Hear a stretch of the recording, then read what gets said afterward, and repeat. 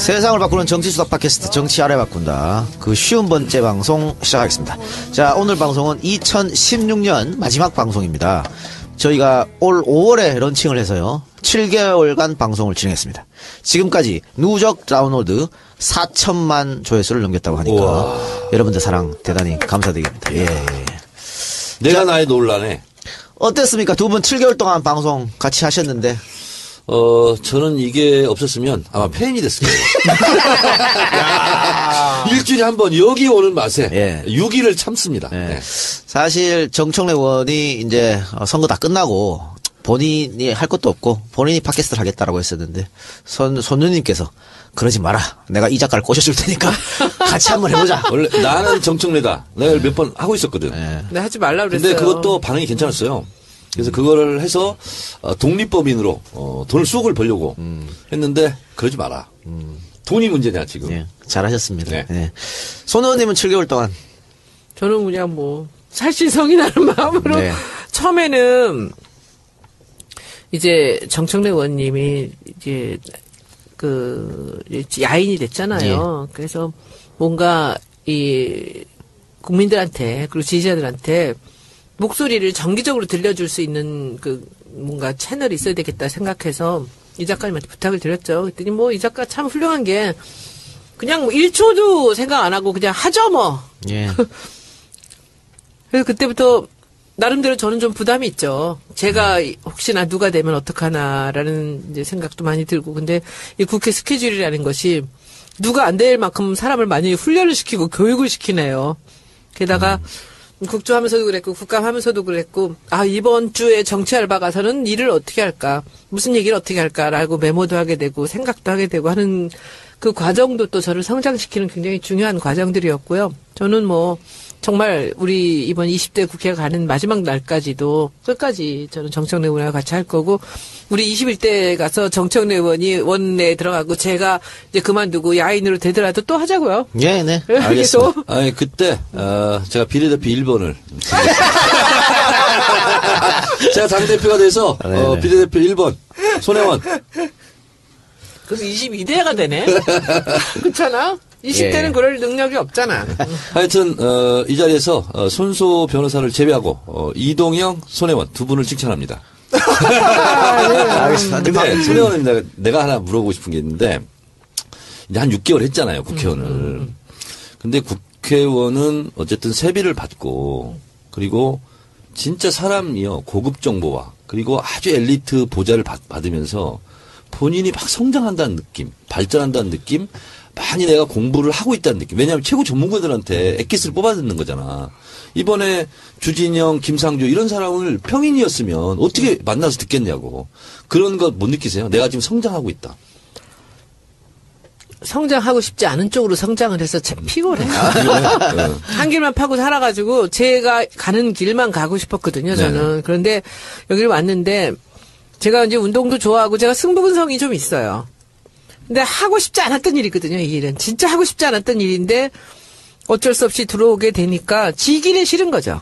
네. 그렇지. 그리고 다른 사람하고 같이 같은 선상에 있을 때 사람들이 저한테 그렇게 큰 기대는 안 했겠죠. 초선인데다가 다른 분야에서 일을 했던 사람이니까. 그렇지만 저는 또 하는 제 노하우가 있잖아요. 그래서 그냥 하루하루 많이 발전하는데 원하지 않는 발전이지만 일단 4년 동안은 계속 반복적으로 해야 되니까 열심히 합니다. 진짜 잡학 다식할 예, 거예요. 공부가 필요한 하는 직업이죠. 분야를 공부를 하게 돼요. 예. 그거는 국회의원 할 사람들은 계속 그러면 되겠지만 제가 무슨 죄로 여기 들어와가지고 이 공부를 하면서 앞으로 3년 6개월 더 남으셨습니다. 네. 그러니까. 그리고 7개월간 저희하고 함께 해주신 정치알바 팬 여러분들 감사드리고요. 내년에도 저희랑 계속 함께 했으면 좋겠습니다. 오늘 정청래 키워드 분석 뭡니까? 제가 또 이 시대의 창당인이잖아요. 예. 그래서 정당에 네. 대해서 말씀드리겠습니다. 자, 첫 번째 키워드 정당, 두 번째 키워드 반기문이에요. 반기문. 예. 뭐부터 하실래요? 정당. 네. 정당은 사전적 의미로는 주의나 주장이 같은 정치적 견해가 같은 사람들이 모여서 만든 단체고 정당의 목표는 정권 장악에 그렇죠. 있습니다. 네. 영어로는 파티고요. 저는 이게 학술적으로 증명이 됐는지는 모르겠지만 파티는 파트의 파생어다. 파트는 부분이잖아요. 그래서 정당들이 항상 전체 국민을 대변한다라고 말하는 것은 정확하게 말하면 사전적 의미로는 잘못된 워딩들입니다. 이 정당, 파티는 자기들을 지지하거나 자기들이 원하는 그런 국민들의 부분을 대표하는 거거든요. 그래서 그분들의 이익을 대변하는 게 정당이거든요. 그러니까 야당은 영어로 opposition party예요. 반대하는 정당입니다. 그러니까 지금 집권 세력에 대해서 반대하고 있는 사람들을 대변해야 되는 거예요. 그러니까 야당은 야당다워야 된다는 것은 바로 그 야당을 지지하고 있는 국민들, 집권 여당의 정치 노선과 정책 방향을 반대하고 그리고 제대로 반대해 줬으면 좋겠다고 생각하는 사람들이 야당 지지자들이거든요. 그래서 이 야당은 이 야당 지지자들의 눈을 보고 가는 것이 맞다. 저는 이렇게 보고 있고요.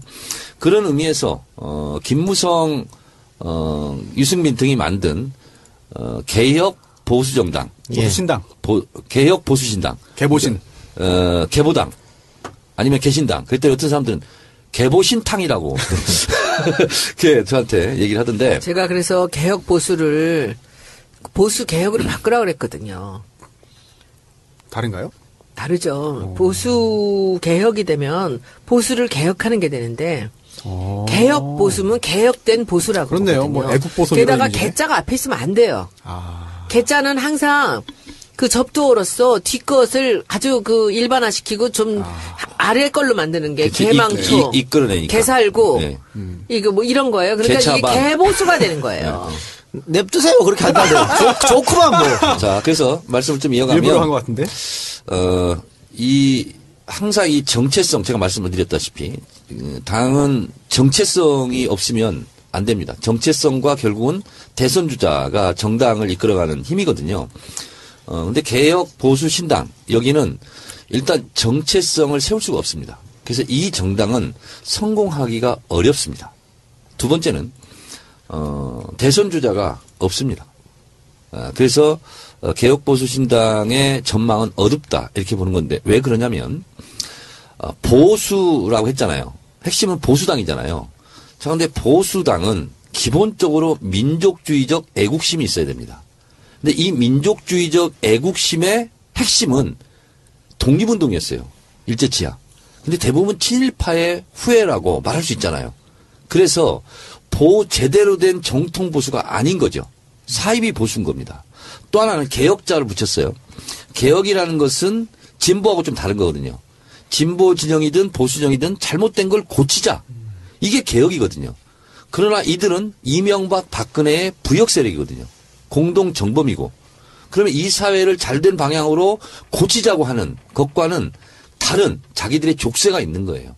그래서 개혁에도 어울리지 않고 보수의 자격도 없다. 진정한 보수의 자격이 있는 사람은 표창원 같은 사람이에요. 그 사람이 진짜 보수, 애국심이 있고, 민족주의 있고. 저요. 그렇죠.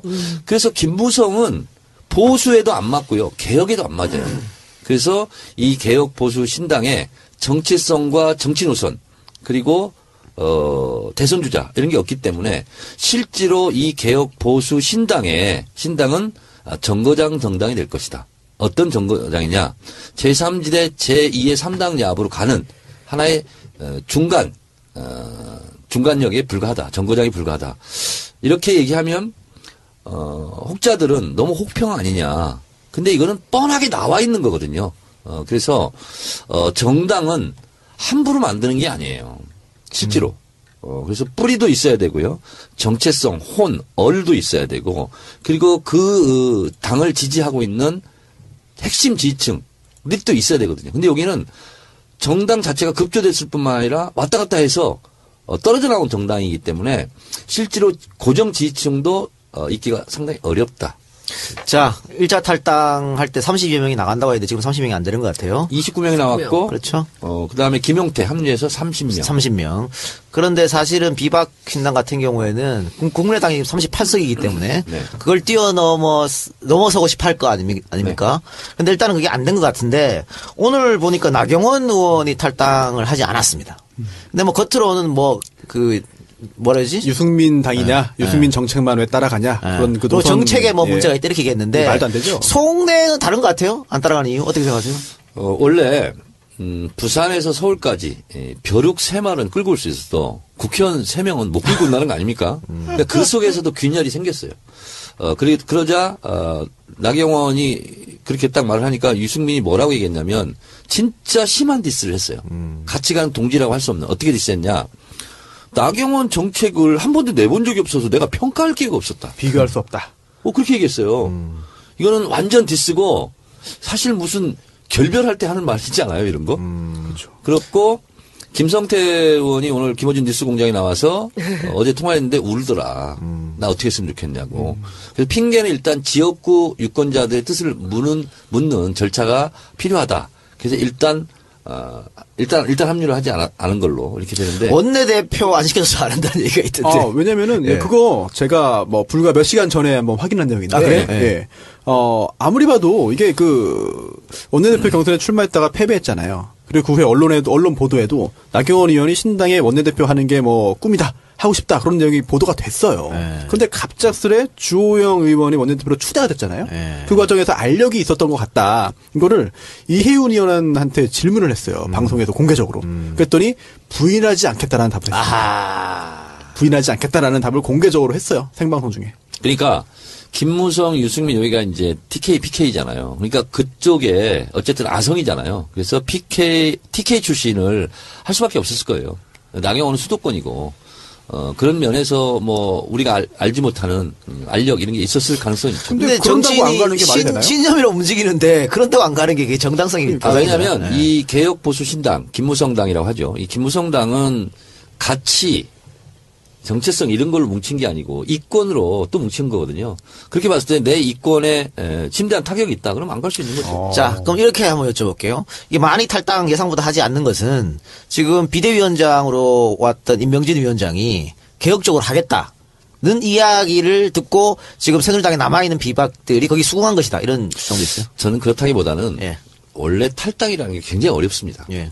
그리고 뭐 나는 뭐 풍찬 노숙 뭐 이렇게까지는 표현하지 않겠지만 굉장히 어려운 결정이면 분명해요. 그리고 그 새누리당이 뭐 개자르면 더 심한 거라고 했죠. 개박살 나더라도 지금 99명이 남아있는 거거든요. 그만큼 기존 정당의 외피는 비닐하우스의 화초처럼 필요한 거거든요. 그게 밖으로 나간다는 게 쉽진 않아요. 자, 그러면 이게 두 번째 키워드 할 때 뭐 연관이 되는 건데 반기문이 두 번째 키워드죠. 네. 그런데 이 비박당이 만약에 반기문을 등에 업게 되면 네. 지금 새누리당에 남아 있는 사람들하고 합칠 가능성이 농후할 것 같은데 어떻게 생각하십니까? 자, 2007년도에 우리 열린우리당, 우리 당이죠. 우리 당에서 김한길 등이 탈당했어요. 23명이. 그랬다가 대선 직전에 다시 합쳤어요. 예. 그러지 말란 법이 없습니다. 그렇죠. 예. 없고요. 개혁보수신당, 김무성당은 두 가지의 길이 앞으로 놓여 있습니다. 하나는 국민의당 그리고 더불어민주당의 김종인 등 개헌파와 의기투합해서 제3지대 해체 모여 그래서 거대 정당을 만드는 길. 이거 이외에는 이거 말고는 자기들이 독자적으로 30이 모이는 건가 그러면? 그렇습니다. 예. 그러면 거대 근데 정당 그게 가능해요? 가능합니다. 가능해요. 그래서 그렇게 가는 길이 있고요. 또 하나는 지금에 남아있는 잔존 새누리당 있죠. 친박당의 몇 명을 실제로 빼내요. 예를 들면 서청원, 조원진 아주 그냥 친박에 물이 잔뜩 든 사람들. 8명. 이거를 쳐내요. 오히려 이 사람들 쳐내는 거야. 재명청을 하든가 출당시키든가.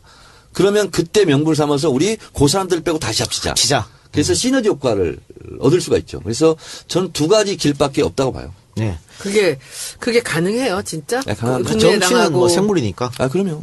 지금 그런 비박당하고. 자, 보세요. 불과 얼마 전까지 손학규가요, 우리 민주당 당원이었어요. 근데 지금 국민의당이 오라마라 하고 뭐 비밀회담하고 비밀회동하잖아요. 그게 어제 일이지만 완전히 다른 거예요. 야, 정당 관련 하나만 더 여쭙죠. 지금 민주당 비주류 몇몇 의원하고 국민의당 개헌파들이 모여가지고 뭐 모임을 했다면서요? 개헌 모임? 무슨 뭐 모임을 한 걸로 알고 있고요. 근데 이제 이 개헌은요, 제가 이번에 박지원 대표한테 또 공격 한번 했는데요. 불과 얼마 전에 박지원 대표가 뭐라고 했냐면 개헌은 물리적으로 불가능하다. 지금 개헌하자고 하는 것은 꼼수가 있는 거다. 정략이 있는 거다. 이렇게 얘기했어요. 그리고 나서 곧바로 또 당론을 개헌으로 정했어요. 그래서 그 기사 사진 2개 있잖아요. 2개를 붙여놓고 누가 진짜 박지원이냐. 근데 박지원 대표는 뭐라고 얘기하냐면 정치는 생물이다. 이런 식으로 빠져나가거든요. 그리고 앞으로 박지원 대표는 어떤 가능성이 있냐면 김대중 대통령도 DJP 연합을 했다. 예. 대선을 정권을 잡기 위해서는 악마와도 손잡아야 되는 거 아니냐. 이런 논리를 펼 가능성이 상당히 많거든요. 그 악마와 손잡는 그 악마가 누구냐. 그게 김무성인 거죠. 예. 그리고 더불어민주당에는 개헌파들. 비주류 개헌파. 자, 그러면은 그 더불어민주당에 있는 개헌을 주장하시는 분들이 대선 직전에 이렇게 탈당할 수도 있다고 저는 보십니까? 충분히 가능성이 있다. 알겠습니다. 그렇게 세 당이 합해가는 거예요. 그러면? 그렇습니다. 그래서 제3지 된 거예요. 자, 정당에 대해서 할 얘기 더 있어요? 네, 요 정도. 이 정도 알겠습니다. 그 정당 얘기했으니까 인터넷에 재밌는 글이 있던데 정당이 영어로 파티지 않습니까? 네. 근데 래퍼들이나 DJ들이 클럽에서 믹싱 하잖아요. Let's go party. 예, 그때 DJ from this party 오. 하잖아. 이게 뭔 뜻인지 아세요? 뭐 DJ 팜 파리. 예? 뭐라고요? 무슨 뜻인지 아냐고 이게. 모르겠는데. 김대중 씨 우리 당을 이끌어 주십시오. 라는 뜻이라고 재밌게 얘기하고 있더라고요. 자, 두 번째 키워드 넘어갈까요? 네. 반기문. 반기문 지금 지지율 보니까 최근 리얼미터 지지율 보니까 문 전 대표를 앞섰더라고요. 살짝 한 번 앞섰어요. 네, 네. 제가 어제 반기문의 본거지 고향 충주에 가서 강연을 하고 왔습니다. 강연을 하고 왔는데 그 같은 고향 사람들도 몇 분 오셨더라고요. 그리고 뭐 그 연배 되신 분들도 와서 그래서 충주가 완전히 맹렬히 지금 반기문 하자 막 이런 식으로 근데 동네 사람들이 막 그러니까 그러고 있대요. 근데 저는 제가 이 시대 참 역술인으로서 단언합니다. 예언합니다. 단적으로 예언하겠는데 반기문은 대통령 되지 않습니다. 네, 어렵습니다. 자, 지금 반기문 총장 같으면 정치권 밖에 있었기 때문에 지지율이 공공행진을 했을 것 같은데 정치권 안으로 들어오면 그 지지율은 떨어질 수밖에 없다. 그리고 검증이 시작되기 때문에 일단은 반기문 총장이 대통령에 나가겠다는 뉘앙스를 띠니까 바로 박연차로부터 23만 달러를 받았다는 네. 의혹이 지금 제기되고 있습니다. 네, 제가 존경하는 CBS의 권영철 구영애 기자가 단독 보도를 했는데 박연차 씨가 검찰에서 수사를 받을 당시에 반기문 당시 그 장관에게도 내가 돈을 줬다. 네. 그런 내용을 이제 진술을 한 거죠. 네. 진술을 했는데 그러자 깜짝 놀란 검사가 잠깐 이제 중단을 하고 조사를 나갔다 들어왔어요. 그러면서 뭐 조사를 회의를 했겠죠. 보고를 하고 그러자 이거는 국익을 위해 덮고 가자라고 해서 아예 조서에도 남기지 않았다. 그때 총장이었기 때문에. 그렇습니다. 그리고 또 그 다음에 그렇다면은 직접 한번 적어서 내라. 누구한테 얼마 줬는지. 그래서 그 내역, 그 적어서 낸 그런 그 명단은 대검에 아직도 보관하고 것이다. 있다. 네. 이런 이야기인데요. 이게 실제로 이인규 변호사가 얘기를 했는데 당시 대검 중수부장. 그렇습니다. 이게 표현 자체가 굉장히 오묘합니다. 그렇지. 이제 반기문 이제 유엔 사무총장의 그 대권 이야기가 나오자 아니 어떻게 저런 사람이 대통령 되려고 하느냐 될 수 없다라는 이야기를 했다는 보도고요. 그리고 또 하나가 그 후에 정말 이런 일이 있냐라는 질문을 받자 그런 일이 있다 없다 얘기 안 했어요. 나는 모른다 그랬죠. 나는 모른다. 그 뉘앙스가 이상한 거야. 그게 아니면 아니라고 그렇지. 했겠죠. 그렇다면은 이혜훈 의원이 뭐 부인하지 않겠다라고 한 거랑 똑같은 거거든요. 그렇기 때문에 이 부분은 뭔가 냄새가 나는데 하지만 또 그 후에 또 이제 다른 보도가 나오긴 했습니다. 이인규 변호사가 나는 그런 말 한 적이 없다라는 보도가 나왔습니다만 이걸 항상 늘상 이런 보도가 나오면 그 뒤에 따라 나오는 게 그런 거기 때문에 진실이 뭔지 굉장히 저도 궁금합니다. 자, 그러면 그 2005년도에 박연차가 줬다는 거잖아요, 돈을. 네. 그러면 이 뇌물죄 공소시효가 10년이니까 지났다는 얘기가 있고 또 아니라는 얘기가 있던데 어떻게 돼요? 아니요, 이거는 남아 있는 것 같아요. 그래서 제가 좀 따져봐야겠습니다만 그 뇌물을 그 공여한 준 사람이 있고 뇌물을 받은 사람이 있잖아요. 수뢰죄가 있는데 이게 준 사람은 7년이어서 이미 만료가 됐지만 공소시효가 완성이 됐지만 받는 사람은 이제 중간에 한번 공소시효 규정이 바뀌지 않았나 싶어요. 예, 그래서 중간에 15년인 바뀌었죠. 것 예. 같아요. 그렇다면 이거는요, 살아 있어요 아직. 제가 제 지식이 아니고 제가 컨닝한 거. 네. 어떤 변호사가 김어준 와서 한 얘기인데요. 양지열이군요. 양지열 변호사님. 양지열 변호사가 한 얘기인데 최초 주장이래요. 본인에 의하면 유엔 현장에 그런 게 있답니다. 그러니까 유엔 사무총장은 마치 대통령이 재직 시에 현직 시에 형사소출을 받지 않는 것처럼 그런 규정이 있대요. 그래서 실제로 반기문 사무총장 재직 10년 기간은 대통령의 재직 기간과 비슷한 관점으로 봐야 된다. 그래서 정지된 걸로 봐야 된대요. 그래서 공소시효는 충분히 남아있다. 이렇게. 진짜. 자, 주장하고. 정 의원님. 네. 그 박연차 23만 달러 수속이 터지니까 더불어민주당에서는 이거 의혹 밝혀야 된다고 강력 주장했는데 이상하게 말이죠. 국민의당에서는 아무런 논평도 하지 않았습니다. 그렇습니다. 이 스탠스를 어떻게 해석할까요? 두 가지인데요. 이런 것이 터지면요. 이런 보도가 나왔잖아요. 반기문 총장 측에서는요. 이거 즉각 법률 대응해야 되거든요. 예. 안 하고 있습니다. 안 하고 있는 이유가 뭔지 아세요? 네. 이거를 명예훼손을 걸잖아요. 그러면 이것이 사실인지 아닌지 수사를 해야 돼요. 정확합니다. 네. 그렇기 때문에 못하고 있지 않느냐. 저는 이렇게 지금 봐요. 겁박만 하고 있죠. 캥기고 있으니까. 네. 그렇게 되고요. 그리고 당연히 국민의당에서는요. 이거 가지고 난리를 쳐야 되는 거예요. 그렇지. 왜? 박선숙, 김수민? 네. 의원 할 때 보세요. 난리를 치잖아요. 근데 가만히 있어. 왜? 연대의 대상이기 때문에. 연대의 대상이기 때문에. 지금 너무 말을 많이 해놓잖아요. 그럼 나중에 악수할 때 쑥스럽거든. 그래서 지금 안 하고 있지 않느냐. 이렇게 보고 있고요. 더불어민주당은 판단한 거예요. 반기문은 우리 편이 아니다. 그건 뭐 당연한 네. 거고. 예. 그러면은 반기문 총장이 뭐 제3지대로 갈 수도 있고 국민의당과 손을 잡을 수도 있고 비박이랑 손을 잡을 수도 있고 어떻게 이 합집산 합정하는 거 우리가 지켜봐야 근데 하겠지만. 마치 저는 예. 흡사 안철수 데뷔전 할 때와 흡사한 네. 반기문 총장이 봅니다. 근데 궁금한 거는 정당 정치가 뭐 필요하냐 이런 얘기했거든요. 그러니까 안철수도 그때 서울시장이 무슨 정치인이냐 행정가다 이런 얘기를 했었거든요. 그때 나한테 다음 아고라에서 엄청 까였지.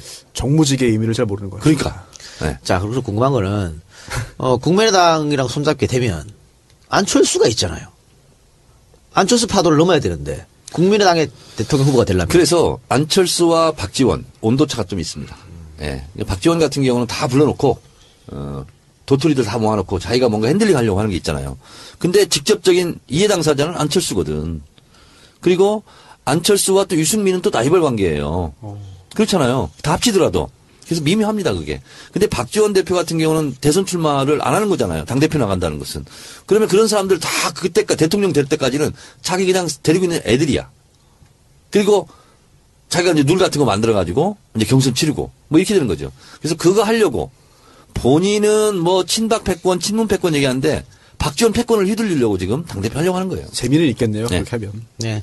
정치가 드라마보다 더 재밌는 거예요, 사실은. 요새 다들 그런데잖아요. 그렇죠? 예. 연애보다 더 재밌고. 알겠습니다. 손수 변호사 나의 이런 명징한 해설에 대해서 어떻게 생각해요? 아유, 몰입되고 있어요. 몰입되고 있어요? 제가 정치를 모르는데 국회의원들이 이제 일하면서 공부를 하고 많이 한다고 그러잖아요. 저는 정치 알바 나와서 여기 현장에 앉아 있으면서 정치를 배웁니다. 아주 올바른 태도네. 정치 정말 모르는데 조금씩 배워가는 중입니다, 제가. 예. 네. 열심히 배우세요. 네. 자, 그러면. 그래서 네. 반기문 한마디만 더 한다면 저는 뭐 이런 23만 달러 수수설 뭐 이런 거는 수탁에 앞으로 나올 거예요. 뭐 논문 표절 뭐 위장 전입 이런 거 한 번도 안 해봤잖아요. 청문회를 한 번도 안 한 사람이 지금 아들 채용 의혹도 나왔어요. 뭐 그렇게 나왔는데 장관 때 청문회 안 했나요? 그때 장관 청문회 도입되기 이전에 했어요. 아, 이전이에요. 저는 그것도 그거지만 대통령이 되는 경우는 어떤 경우냐면요. 자기 핵심 지지층이 있어야 되고요. 그리고 그 정당에서 이 사람은 우리 사람이다. 이런 느낌이 있어야 되거든요. 근데 반기문은 앞으로 이 짧은 기간 동안 그 인식을 심어주기가 불가능합니다. 명예를 지키기 그래서 안 바랍니다. 그냥. 예, 알겠습니다. 자, 정청래 키워드 분석 여기까지만 하고요. 광고 듣고 오겠습니다. 번교텔레콤 고현우 중고차. 중고차가 필요하시면 고현우 중고차 연락하시고 핸드폰 필요하시면 번교텔레콤에 연락하시기 바랍니다. 네. 자, 국정교과서에 대해서 오늘이죠. 우리 녹화 날짜 27일 날 1년 유예하기로 결정이 났습니다. 원래는 2017년 내년 3월부터 곧바로 쓴다 그랬는데 1년 유예해서 2018년에 한번 검토하겠다. 이것은 결국은 이제 안 하겠다는 의미 같고요. 다음 정권으로 사실상 폐기. 그렇죠. 다음 정권 넘기겠다 이런 뜻 같은데 박근혜 대통령은 국정교과서가 매도당해서 안타깝다 이런 반응을 보였다고 하는데 우리 손혜원 의원 이 그 국정교과서 문제 때문에 그냥 열심히 하셨잖아요.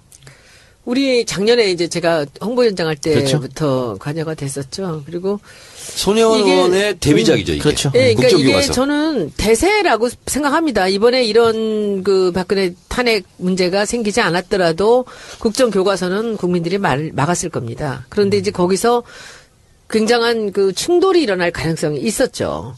그런데 마침 촛불의 탄핵 때문에 이것이 그 교육부에서 자연스럽게 내려놓은 거죠. 지난번에 그 장관이 얘기했을 때도 그때 이미 내려놓으려고 했었거든요. 근데 그때 말렸는데 이제 그 뒤로 이제 대책이 없는 거죠.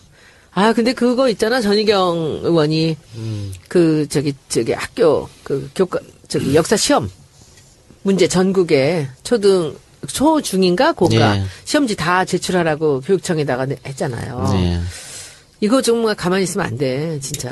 그렇죠. 어떻게 이렇게 지금 어떻게 판이 어떻게 돌아가는데 지금 그걸 교육청에다가 어떻게 역사 시험을 내고 있는지 문제를 다 제출하라고 했다는 거잖아요. 그래서 8개 교육청이 보이콧했죠. 네네네. 그래서 지금 이거는 너무 순리예요. 자연스럽게 된 거고, 그리고 도종환 의원이 이제 계속 작년에 그 일을 정말 빛나게 하셨죠. 그리고 올해 우리 교문이 간사가 되면서 이쪽에 그 국정교과서 관련된 쪽은 유은혜 의원이 맡아서 하고 있었습니다. 그런데 정말 목을 걸고 했어요, 다들. 그렇게 했는데 이렇게 결과가 나니까 저희는 뭐 너무 다행스러운 결과라고 생각하고, 이것도 국민의 힘입니다.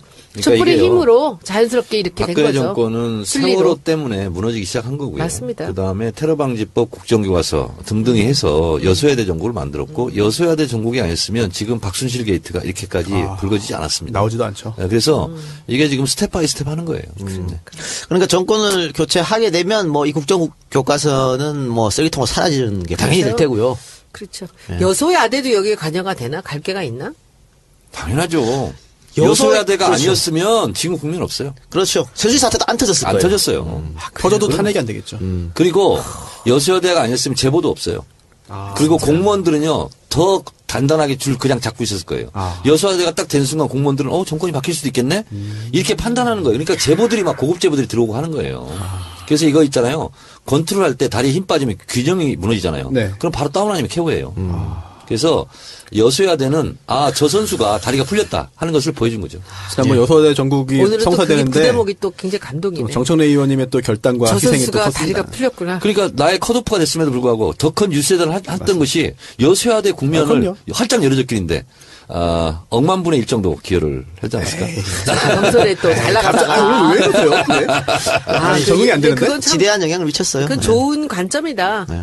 근데 여소야대 이 작가님이 역할이 얼마나 컸다고. 제 역할이 가장 컸죠. 제일 컸어, 진짜. 이 작가 있잖아. 제일 직접적으로. 어제 친문 쪽에 핵심 모 의원하고 예. 밥을 먹었어요. 그런데 갑자기 꺼내지도 않았는데 이동영 작가 한번 좀 보자는 거야. 그래서 왜 그랬더니 너무너무 고맙대. 생각할수록. 이제서요? 그래서 아니 이 작가가 당신만 도왔냐. 이번에 초선 의원들 김영호, 박재호 이런 사람들 있잖아. 한 20여 명을 탄생시켰다. 그랬더니 그건 또 몰랐다는 거야. 그래요? 그럼 자기 도와준 것만 고맙게 생각한다고. 그분을 도왔어요? 네. 전해철 의원.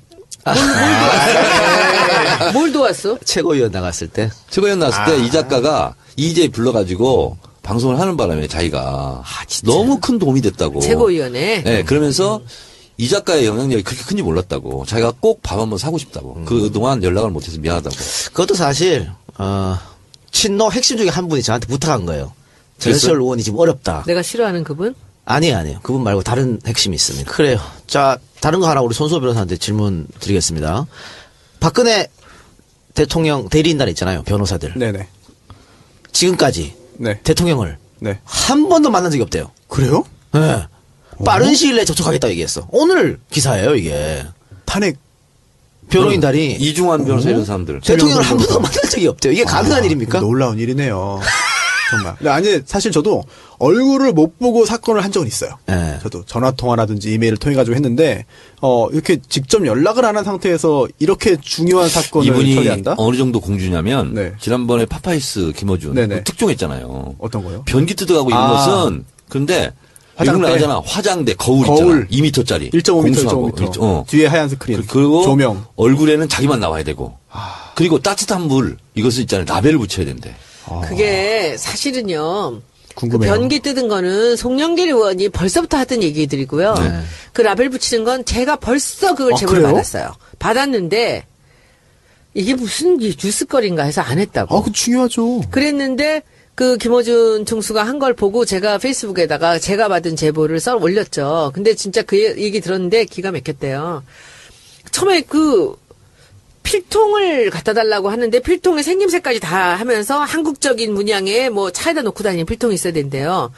그래서 이거를 한국관광공사에서 공수를 해서 독일에서 해서 그걸 구해가지고 그 안에 알록달록한 거기서 해달라는 모든 필기구를 다 넣었대요. 그래서 갖다 드렸대. 그랬더니 한 몇 시간 있다 다시 갖고 왔더래. 여기다 필통이라고 붙여달라고. 예. 그래서 필통이라고 붙여주면서 무슨 이게 있나? 왜 이 사람이 필통인지 이거 왜 모르나 했대. 그때 그 다음에 또 난리가 났더래 경호에서. 리스트를 쭉 적어왔는데 왼쪽으로 돌리면 꺼짐, 오른쪽으로 돌리면 켜짐, 화장실, 전등 전등 무슨 또 뭐더라? 무슨 불 이거 다. 이걸 다 써달라고 그래가지고 그거를 막 수십 장을 다 써놨대요. 그래서 그걸 전부 다 출력을 해가지고 스티커를 만들어가지고 줘가지고. 그래서 다 붙여놓는데. 정신 전문가들이 이거는 강박증이다. 심각하다. 이렇게 그렇게 얘기해요. 보이네요, 사실. 그리고 지금 아까 정 의원님이 얘기한 거 화장대 공수. 5분 머무르기 위해서 화장대를 공수했고요. 한양대에서 행사를 했는데 3억 원을 들여가셔서 또 공사를 또 하고 했답니다. 조명도 외국 순방 갈 때는 여의치 않으면은 외교 행랑에 넣어가지고 또 가져갔다는 그런 설도 있더라고요. 아, 그랬다는 거예요? 그랬대요. 근데 그 밝혀진 독일에서 거예요.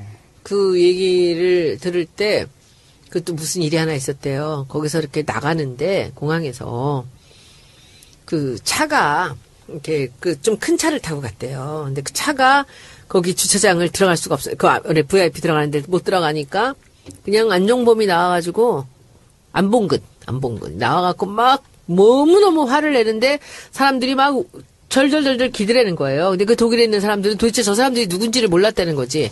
그런데 요만한 알루미늄 된 박스가 있는데 이거를 그 검색대를 통과하지 않는다고 그래서 2시간 동안을 거기서 머물렀대요. 이걸 안 한다. 그래가지고 난리가 나가지고 이것을 검색대로 가야 된다. 안 된다. 그래가지고 뭐 위에서 누가 오고 난리가 나가지고 결국은 통과 안 하고 들고선 들어갔대요. 그게 뭘까? 알루미늄으로 된 요만한 상자리 약상자인가? 그러니까. 아주 유별난 게 외국의 순방에서는 굉장히 있대. 그리고 아까 그 방도 잔방이 아니고요. 잠시 교민들 간담회 하는데 잠시 머물렀던. 야, 대단하네. 진짜. 아니, 그래서 이 정도로 낯가림이라고 했잖아요? 그렇기 때문에 변호사를 안 만나는지 모르겠지만 약간 의아한 게 지금 현재 그 탄핵 심판 관련해서 탄핵 심리 관련해서 변론 준비 기일이 2번 열렸고요. 예. 그리고 또 3번 12월 30일에 세 번째를 끝으로 준비가 끝납니다. 예. 준비 절차 기일이 끝나고 그다음에 1월 3일에 첫 번째 변론 기일이 열리고요. 예. 그 이틀 후에 또 2번째까지 잡혔습니다. 예. 그렇다면 굉장히 속도감 있게 진행이 되는 건데 도대체 어떻게 변호를 하죠? 아니 실제로 탄핵소추 이결서에 보면 탄핵 이제 청구서가 됐겠죠. 보면은 거기에 어떠한 일들이 있었기 때문에 탄핵돼야 됩니다. 파면돼야 됩니다라는 게 적혀 있고 그러면 그게 아니라는 걸 말해야 되는 거잖아요. 예. 그러면은 실제로 어땠습니까? 라는 거를 회의를 해야 돼요. 변호사들이 무슨 신도 아니고 그걸 어떻게 다 막습니까? 그렇다면 그럼 정말 무슨 일이 있었습니까? 라는 거를 당사자한테 확인을 해야 되거든요. 그래야지 그걸 가지고 이제 전략을 짜서 수립을 해서 구성을 한 다음에 논리적으로 방어를 하는데. 아, 그거 왜 안 하는 이유를 알겠어요. 지금 생각이 났어. 뭐예요? 만약 변호사들이 네. 박근혜하고 이렇게 회의를 하잖아. 네. 그럼 변호사들이 다 변론을 포기할 것 같아. 이거 방어가 불가능하구나. 아, 근데 지금 여기 이 시점에 들어간 분들은 안 그럴 것 같아요. 제가 볼 때. 근데 박근혜가 너무 되지도 않는 말 하고 막 그러면. 그런가? 그래서 그럴 것 같은데. 왜 이 시점에 들어간 사람은 안 그럴 것 같은 거예요? 일단 확신범들이니까. 그럼요. 예, 결국은 굉장히 이 정권 또는 박근혜 대통령 또는 지금 시점에서의 그 정치 세력의 어떤 그 확신을 가지고 있지 않고서는 지금 시점에 들어가지 않을 것 같고요. 금전적으로 이득 안 될 거거든요. 분명히. 그리고 또한 앞으로 영원히 그 변호사 하면 그 변호사 딱 떠오를 겁니다. 그런 상황에서 들어갔다는 거는 정말 나름의 사명감과 확신이 있는 소신이 있는 분들이긴 한 거예요. 자, 헌재 얘기 나왔으니까 헌재가 지금 피청구인칙 그러니까 박근혜 측에서 주장한 탄핵 소추 절차 부적법 주장을 기각해 버렸습니다. 네. 그러니까 빠르게 이제 할 것 같은데 아까 얘기한 빠른 1월 것 3일? 네.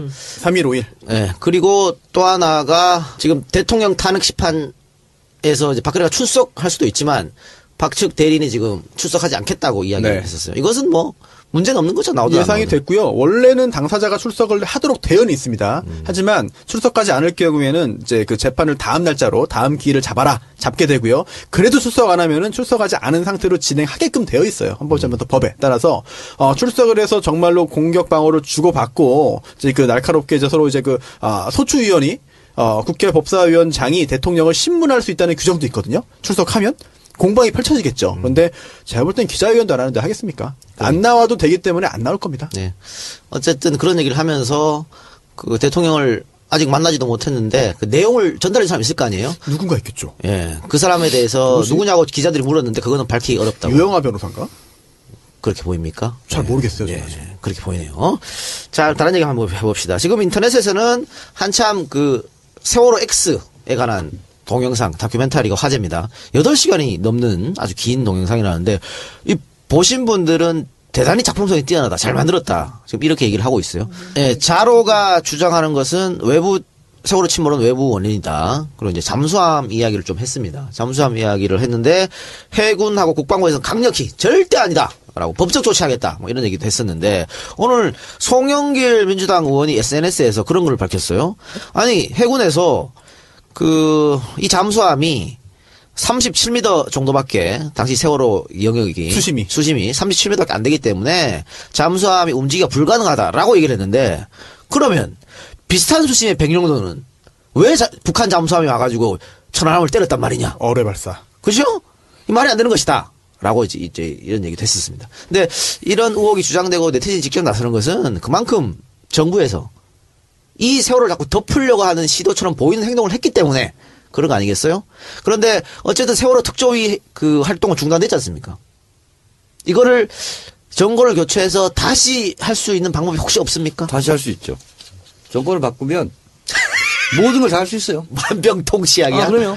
그리고 그 박근혜 오촌 그 살인사건 있잖아요. 예. 오촌 조카 살인사건 그것도 다 재수할 수 있고 그리고 우리 당에서도 그 TF 만든다 하더라고요. 오촌 그 살인사건. 그리고 뭐 특지도 할 수 있고 아니 뭐 그 인혁당 같은 경우도 다 뭐 재심해가지고 다 하는데요. 뭐든지 다 할 수 있어요. 세월호 특조위 같은 경우에는 세월호 특별법에 의해서 만들어진 거잖아요. 네. 근데 이제 결국은 세월호 특별법 내용에 따르더라도 이미 종료가 됐으니까 뭐 법리적으로 이론적으로 말씀드리자면 또 다른 세월호 특별법 만들면 돼요. 그럼요. 예, 그 법 개정하면 되고요. 새로 만들면은 대한민국은 법치국가예요. 모든 것은 법에 의해서 움직이기 때문에 법을 만들면 되는 거야. 그리고 여기 그 손혜원 의원님 계시고 정태래 의원님 계시지만 국회의원들이 어떤 마음을 먹고 어떻게 행동하느냐에 따라 가지고 나라가 확확 달라지거든요. 그럼요. 예. 네. 자, 하나만 더 해보고 마치도록 하겠습니다. 가장 지금 정치권 내에서 핵심 이슈 논쟁이 되는 문제 같은데, 결선 투표제를 도입하자. 네. 어쨌든 이 문제, 결선 투표제 도입하는 거에서는 여야 정치권 모두 또 정치인들 핵심 대선 주자들 모두 찬성하는 듯 합니다. 그런데 이게 지금 법제처에서 결선 투표제를 도입하려면 개헌을 해야 된다. 라고 이야기함으로써 이게 과연 이루어질 것인가 안 이루어질 것인가. 법제처는 아닌 것 같아요. 그러면 국회 입법조사처. 국회 입법처입니까? 예. 어쨌든 예. 그렇게 결론을 내렸지 않습니까? 그런데 지금 안철수 전 대표하고 심상정 의원인 강력하게 지금 결선 투표제 도입을 주장하면서 문재인 대표 측을 압박하는 모양새입니다. 자, 이거는요, 제 기억으로 17대 국회 때도 심상정 의원이 주장했고요. 저도 그렇게 해야 되는 거 아니냐. 저도 결선 투표제를 저도 선을 했어요. 10년 전부터.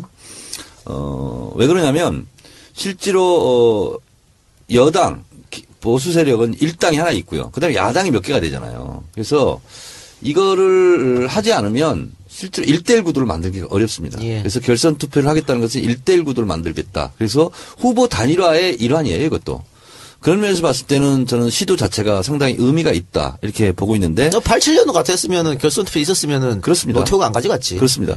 그 대체적으로 이것은 2등 하고 있는 사람들의 전략이죠.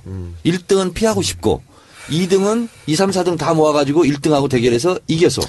이것도 1등이 그냥 50% 넘기면 할 필요 없는 거잖아요. 그럼요. 그렇습니다. 그래서 이것은 우리 더불어민주당에서 경선하는데 결선 투표 예. 모델이 하나 있잖아요. 예. 그래서 지난번 2012년 때 했었죠. 다행히 이제 문 대표가 50% 넘어서 이제 안 한 거죠. 네, 하기로 했었는데. 그렇죠. 근데 이번에도 우리 당에서도 그거 아마 적용이 될 것 같고 그리고 당을 떠나서 야권 전체 단일 후보를 어떻게 할 건가 했을 때 이것이 하나의 좋은 방법이 될 수 있죠. 근데 이제 문 대표는 나도 원래 찬성하는 것이다. 국회에서 논의했으면 좋겠다라고 얘기했는데 심상정 대표가 국회 입법조사처에서 이 헌법 개정이라고 얘기를 했지만 입법조사처 해석이 꼭 맞는 건 아니다. 라고 또 이야기를 했단 말이에요. 저도 그래요. 입법조사처에서 무슨 근거로 개헌을 해야 된다고 그렇게 주장했는지는 모르겠으나, 이거 필요하다면 입법 절차를 거치면 되는 거죠. 왜냐면 이거 한 줄이에요. 아마 선거법이 될 것 같은데, 예. 정당과 정당 사이에 무슨 논의에 의해서 방법을 결정해서 여론조사를 하든, 현장 투표를 하든, 해서 하면 되는 거지 뭐. 그러니까 선거법만 개정 사항이라면은 여기 반대 사람은 없을 것 그렇습니다. 같은데. 그렇죠? 예. 근데 법적으로 법률가는 어떻게 보세요? 이게 좀 애매한 측면이 있어서 양측의 견해가 갈리는 것 같아요. 여러 가지 해석이 필요한 부분이 있습니다. 왜냐면은 헌법 조항에 보면은 대통령은 결선 투표한다라는 내용 당연히 없겠고 또 한 번 선거해가지고 최다 투표자가 된다 이런 것도 명백하게 있지가 않아요. 그러다 보니까 문제가 되는데 이게 헌법 67조에 있습니다. 대통령은 국민의 보통평등 직접 비밀선거에 선출한다. 그리고 또 후보자가 한 명밖에 안 나오면 가능성은 희박하지만 전체 선거권자 총수의 3분의 1 이상이 투표해야 된다. 그래야 당선된다는 거 있고 마지막 5항이 대통령의 선거에 관한 사항은 법률로 정한다 돼 있어요. 그러다 보니까 구체적인 내용은 공직선거법에 위임되어 있다. 공직선거법만 바꾸면 결선투표 가능하다라는 것이 이제 이번 국민의당과 정의당의 입장이고요. 반대로 이제 이거는 헌법 개정 사항이다라고 하는 그런 입장에서 본다면은 이거는 헌법에서 특별히 결선투표라는 언급을 하고 있지 않기 때문에 당연히 이거는 최다 득표자가 대통령으로 선출된다는 거는 헌법에 정해진 거랑 마찬가지다라고 해석하는 것 같은데 이게 참 양쪽 다 일리가 있기 때문에 애매한 부분인 것 같습니다. 이 부분 해석 때문에 정치적으로도 분쟁이 생길 것 같아요. 예. 알겠습니다. 자, 오늘 방송은 여기서 마치고요. 자, 오늘이 우리 2016년 마지막 방송입니다. 한 해 동안 들어주신 우리 청취자 여러분들한테 훈훈한 메시지를 한번 전하면서 방송 마치도록 하겠습니다. 자, 가장 늦게 합류한 우리 손수호 변호사부터. 네. 제가 감히 이렇게 말씀을 드릴 자격이 있는지 모르겠지만 없는데도 해. 제가 참 정치를 모르는데 정치라는 글자가 붙은 여기 이 프로그램에서 말씀을 드리는 게 참 항상 어색하고 죄송스럽기도 하는데요. 하지만 정치를 모르는 사람도 들으면서 정치를 배워갈 수 있다는 걸 보여드리는 사례가 되지 않을까 생각합니다. 열심히 하겠습니다. 감사합니다. 네. 정철의원님. 손혜원은 뭔지 아세요? 제가 준비가 안 됐어요. 자, 그럼 손혜원 이야기하는 동안 생각 좀 하시고. 그럼 평상시 얘기하실 때 항상 준비를 먼저 해놓고 하셨구나. 저는 그냥 들어와서 지난 7개월이 참 꿈같이 지났어요. 좋은 의미도 있고 안 좋은 의미도 있는데 정말 어떻게 이렇게 바쁜 삶이 있나 싶고요. 그리고 다양하고 아주 엑사이팅하고 드라마틱한 시간들을 지났습니다. 근데 그 안에는 이제 이 동료 의원들이나 그리고 이제 이 작가님이나 정청래 의원이나 우리 손 변호사님 같이 이 정치권의 이 근처에 계신 이런 또 같은 목표를 향해서 가시는 분들도 굉장히 저한테 많은 도움을 주시고 감동을 주셨는데 제가 국가와 사회를 위해서 뭘 한 적이 없었던 사람인데 여기 와서 이 7개월 동안 저한테 있어 가장 감동적인 거는 국민들을 만난 거예요. 제 옆에 얼마나 많은 사람들이 있는지를 알게 되었고, 그리고 이번 특히 국조를 통해서 이 사람들이 저를 얼마나 성원하고 있다라는 거를 알게 되면서 더 힘이 좀 나기도 하고 한편으로는 어깨가 좀 무거워지기도 하고 그렇습니다. 그러나 열심히 한다면 잘할 수 있을 것 같습니다. 처음 들어와서 하는 일이지만 이 천군만마라는 말이 맞는 것 같아요. 그래서 저를 옆에서 많이 아껴주시고 관심 주시는 그런 국민 여러분들 앞으로도 저한테서 눈을 떼지 마시고 저를 감시하시고 그리고 저를 옆에서 채찍질도 해주시고 그리고 제 손도 잡아주시고 해주셨으면 좋겠습니다. 저 토요일 날 광화문 나갑니다. 예. 그래서 광화문에서 여러분들 같이 뵙고요. 신대철 나온다니까 이번에는 좀 일찌감치 준비해서 앞자리 가서 좀 앉아보려고 그래요. 여러분들 저랑 같이 앞에서 그날 만나면 같이 손잡고 우리 올해 1년 서로 감사하면서 뵙기로 해요. 대철이 형님이 슈퍼스타를 한 명 데리고 온다고 했어요. 나 그게 너무 궁금해. 누구 있을까? 저는 아버지 모시고 오는 게 제일 좋겠고. 그죠? 그림이 제일 좋은데. 네네네. 아버지가 직접 노래를 하면. 아버지가 아름다운 강산을 하면은 다 펄펄 뛸 것 같아. 그러니까. 그리고 신대철 참 멋있는 게 왜 이 노래를 니네가 불러? 그렇지. 그러니까. 그거 했더니 저쪽에서 들어서 안 불러. 근데 멸공의 햇불 부르고 있더라고. 나 촛불 집회 가는데 그거 앞에 지나갔어요. 그랬더니 멸공의 햇불 그거 부르고 그러니까 신대철 씨가 우리한테 그 아름다운 강산을 뺏어다 줬어. 그래요. 그래서 그 노래를 부르는데 저는 너무 기대를 합니다. 제가 앞자리, 맨 앞자리는 아니더라도 우리 쑥스러워서 맨 앞에 못 앉아. 그러니까 앞자리에 앉아서 제가 그날 그 신대철 씨가 마지막 하이라이트에 아버님을 모시고 나와서 우리가 아름다운 강산을 한 3번 반복해서 부르기를 원해요. 네. 그리고 근데 젊은 사람들은 서태지가 나오지 않을까 기대를 하던데요. 네. 그래, 그럴 수도 있겠네. 우리한테는 신중현, 아버지 신중현은 슈퍼스타가 아니다. 우리는 서태지를 원한다. 아, 젊은 층에서는. 젊은 층은 그 신중현이 누군지 모를 수도 있죠. 예. 어쨌든 기대를 좀 해보고요. 정청래 의원님. 예, 2016년 한 해 정청래에게는 분노와 슬픔, 안타까움이 점철된 그런 한 해였습니다. 파란만장했네. 11시간 39분에 필리버스터, 네. 그리고 날벼락 맞은 컷오프, 그리고 일주일간의 침묵, 그리고 덕허주 세단, 그리고 개인적으로는 임기를 마치자마자 족저근막염 으로 못 걸을 정도로 고통스러웠고, 그리고 국회의원 사용법 책 집필, 그리고 강연 이런 게 있었습니다. 저는 정치 알바가 있어서 자기 위안을 삼고 있는데요. 국회의원 낙선한 사람, 뭐 저는 낙선은 아니었지만 사람 중에서 그나마 나처럼 이렇게 분주하고 그리고 행복하게 사는 사람이 있을까 이렇게 생각을 합니다. 그 부분에 있어서 정치 알바가 차지하는 비중은 절반 이상의 기쁨이었다 네. 이런 생각이 듭니다. 제가 말하기를 참 좋아하는데 정치 알바에 와서 많은 말을 하게 되고 그리고 그 말을 또 들어주는 분들이 있어서 고맙고, 그래서 강연을 가거나 아니면 촛불 집회 광장을 가면 꼭 사람들이 정치 알바 팬입니다 이런 얘기를 해요. 어제 충주를 갔는데 거기도 한 200분 가까이 이렇게 모였는데 그냥 아주머니들이에요. 근데 정치 알바 듣는다고 그렇게 말씀을 하시고, 따라갔던 제 비서가 그런 얘기를 하더라고요. 의원님은 갈수록 인기가 더 있어지는 것 같아요. 그래서 왜? 제가 이렇게 물었어요. 그랬더니 자기가 옆에서 보기에 그런 것 같대요. 그래서 그게 정치 알바를 계속 진행하기 때문이거든요. 그래서 대단히 고마운 정치 알바, 그리고 이 정치 알바를 세워주신 우리 청취자 여러분들, 네. 다시 한번 감사의 말씀드립니다. 예. 조금 있으면 울라 그럴 것 같아요. 나도 그랬어. 이미 그건 아니었어. 촉촉한데. 촉촉 그건 아니에요. 그래요. 그 버전은 아니었어. 알겠습니다. 저 필리버스터 얘기 나왔으니까 어제 우리 저 EJ 그 안가에 그 EJ 팬이 찾아오셔가지고 EJ 계속하지 않으면 필리버스터 100시간 하겠다고. 안가에서 계속하라고 그렇게 갔는데. 문성근 대표도 트위터 썼더라고요. 이 작가가 오해를 받고 그래서 조금 힘들었지만 그렇다고 그 대형 스피커를 끄면 안 된다. 정권 교체를 위해서 재고해달라. 아니 내가 그만둔다는데 왜 옆에서 그만두지 난리야. 마요. 왜 그만둬. 알겠고요. 저기 그만둬. 네, 알겠습니다. 아, 보면 안 돼. 자, 어쨌든 2016년에 정말 별의별 일이 다 있었습니다. 그 좋은 일보다는 좀 안 좋은 일이 많았을 것 같은데 2017년은 좀 즐거운 한 해가 됐으면 하고요. 정권 교체해서 여러분들이 원하는 거 다 이뤘으면 좋겠습니다. 그리고 다시 한번 말씀드립니다. 정권 교체를 위해서 청래당에 가입해주세요. 예. 아이씨. 하여튼 청취자 여러분들 출결관 대단히 수고하셨고요. 또 새해 복 많이 받으시고 돈도 좀 많이 버시고. 제가 이번에 박지원 대표한테 또 공격 한번 했는데요. 불과 얼마 전에 박지원 대표가 뭐라고 했냐면 개헌은 물리적으로 불가능하다. 지금 개헌하자고 하는 것은 꼼수가 있는 거다.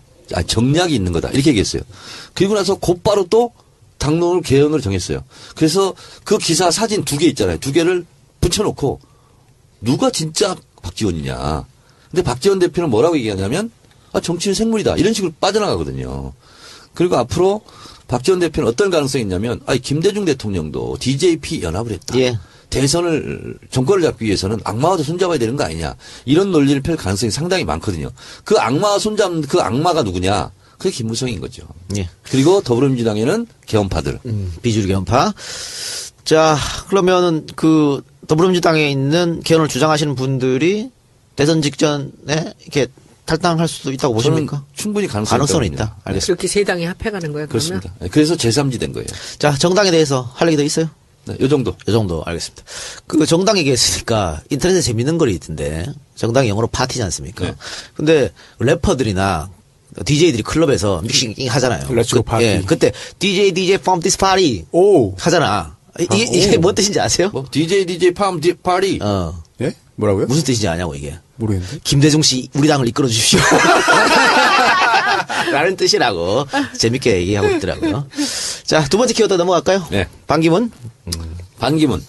반기문 지금 지지율 보니까 최근 리얼미터 지지율 보니까 문 전 대표를 앞섰더라고요. 살짝 한 번 앞섰어요. 네, 네. 제가 어제 반기문의 본거지 고향 충주에 가서 강연을 하고 왔습니다. 강연을 하고 왔는데 그 같은 고향 사람들도 몇 분 오셨더라고요.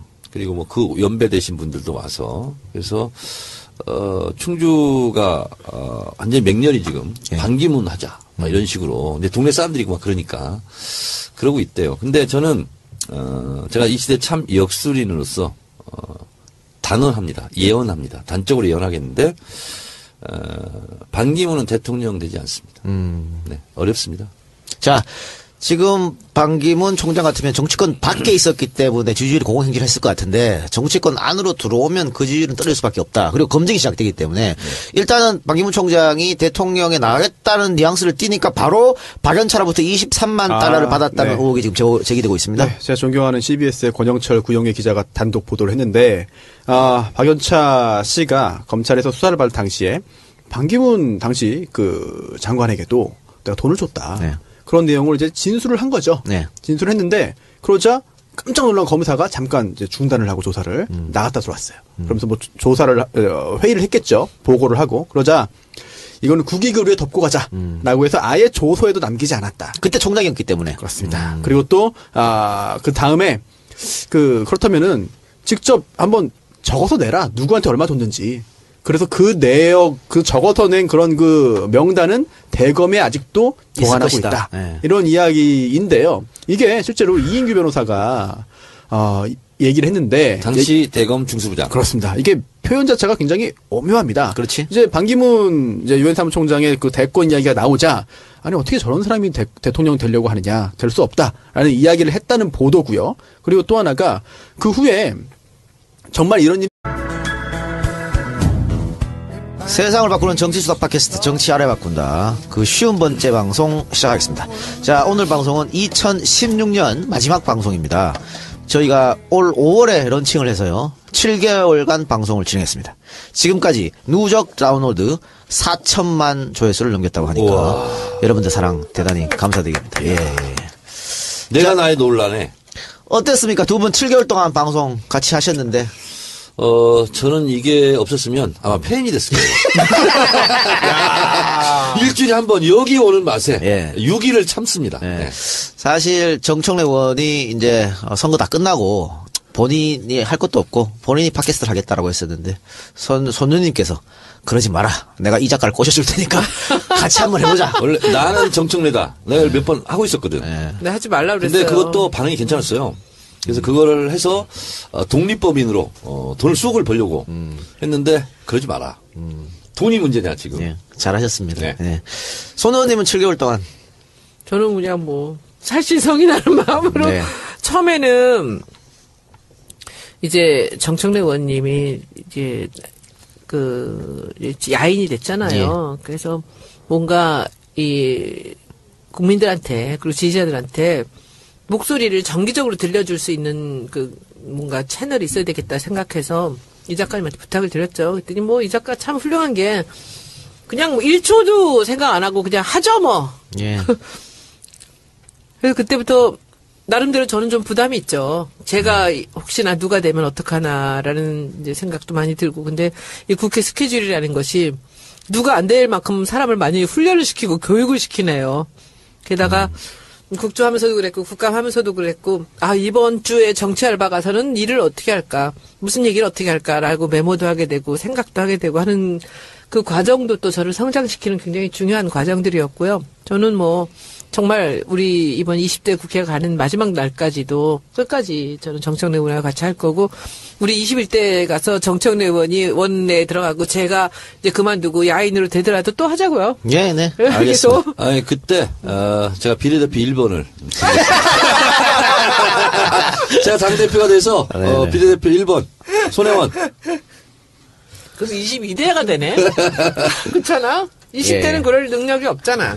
하여튼, 이 자리에서, 손소 변호사를 제외하고, 이동영, 손혜원 두 분을 칭찬합니다.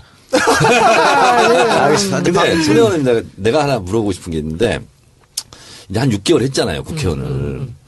근데 국회의원은 어쨌든 세비를 받고, 그리고 진짜 사람이요, 고급 정보와, 그리고 아주 엘리트 보좌를 받으면서 본인이 막 성장한다는 느낌, 발전한다는 느낌, 많이 내가 공부를 하고 있다는 느낌. 왜냐하면 최고 전문가들한테 엑기스를 뽑아 듣는 거잖아.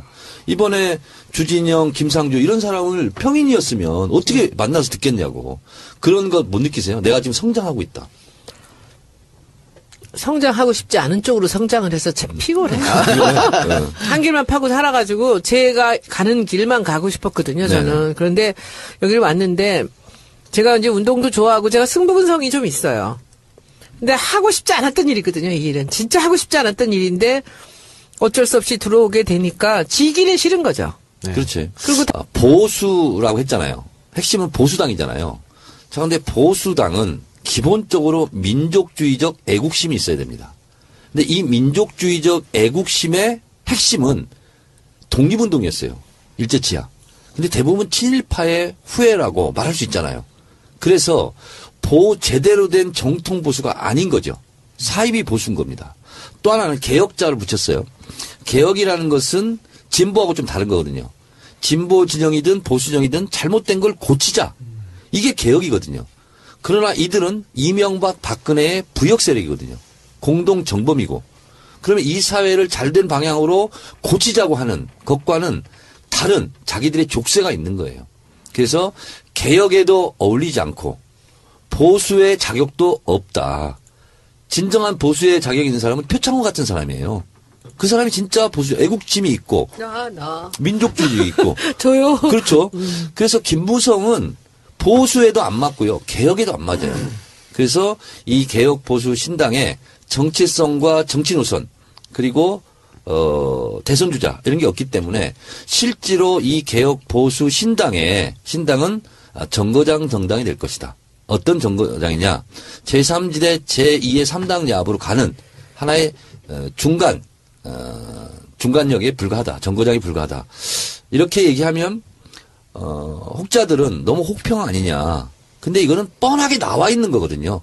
그래서 정당은 함부로 만드는 게 아니에요. 실제로. 그래서 뿌리도 있어야 되고요. 정체성, 얼도 있어야 되고 그리고 그 당을 지지하고 있는 핵심 지지층이 또 있어야 되거든요. 근데 여기는 정당 자체가 급조됐을 뿐만 아니라 왔다 갔다 해서 떨어져 나온 정당이기 때문에 실제로 고정 지지층도 있기가 상당히 어렵다. 자, 1차 탈당할 때 30여 명이 나간다고 했는데 지금 30명이 안 되는 것 같아요. 29명이 나왔고, 그렇죠. 그다음에 김용태 합류해서 30명. 30명. 그런데 사실은 비박 신당 같은 경우에는 국민의당이 38석이기 때문에 네. 그걸 넘어서고 싶어 할 거 아닙니까? 근데 일단은 그게 안 된 것 같은데 오늘 보니까 나경원 의원이 탈당을 하지 않았습니다. 근데 뭐 겉으로는 뭐라지? 유승민 당이냐, 유승민 정책만 왜 따라가냐, 그런 그 또 노선. 정책에 뭐 문제가 있다 이렇게 얘기했는데 말도 안 되죠. 속내는 다른 것 같아요. 안 따라가는 이유 어떻게 생각하세요? 원래 부산에서 서울까지 벼룩 3마리는 끌고 올 수 있어도 국회의원 3명은 못 끌고 온다는 거 아닙니까? 그러니까 그 속에서도 균열이 생겼어요. 그러자 나경원이 그렇게 딱 말을 하니까 유승민이 뭐라고 얘기했냐면 진짜 심한 디스를 했어요. 가치관 동지라고 할 수 없는. 어떻게 디스했냐. 나경원 정책을 한 번도 내본 적이 없어서 내가 평가할 기회가 없었다. 비교할 수 없다. 그렇게 얘기했어요.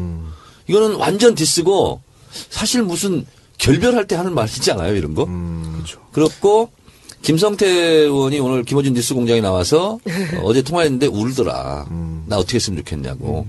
그래서 핑계는 일단 지역구 유권자들의 뜻을 묻는 절차가 필요하다. 그래서 일단 일단 합류를 하지 않은 걸로 이렇게 되는데. 원내대표 안 시켜서 안 한다는 얘기가 있던데. 왜냐면은, 예. 그거 제가 뭐 불과 몇 시간 전에 한번 확인한 내용인데. 아, 그래요? 예.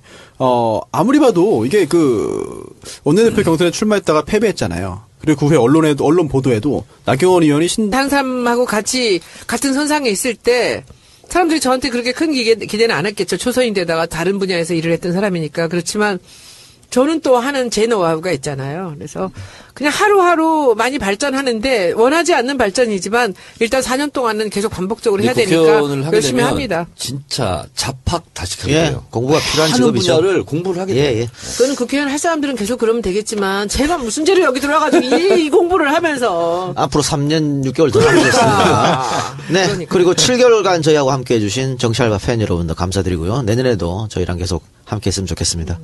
오늘 정순의 키워드 분석 뭡니까? 제가 또 이 시대의 창당인이잖아요. 예. 그래서 정당에 네.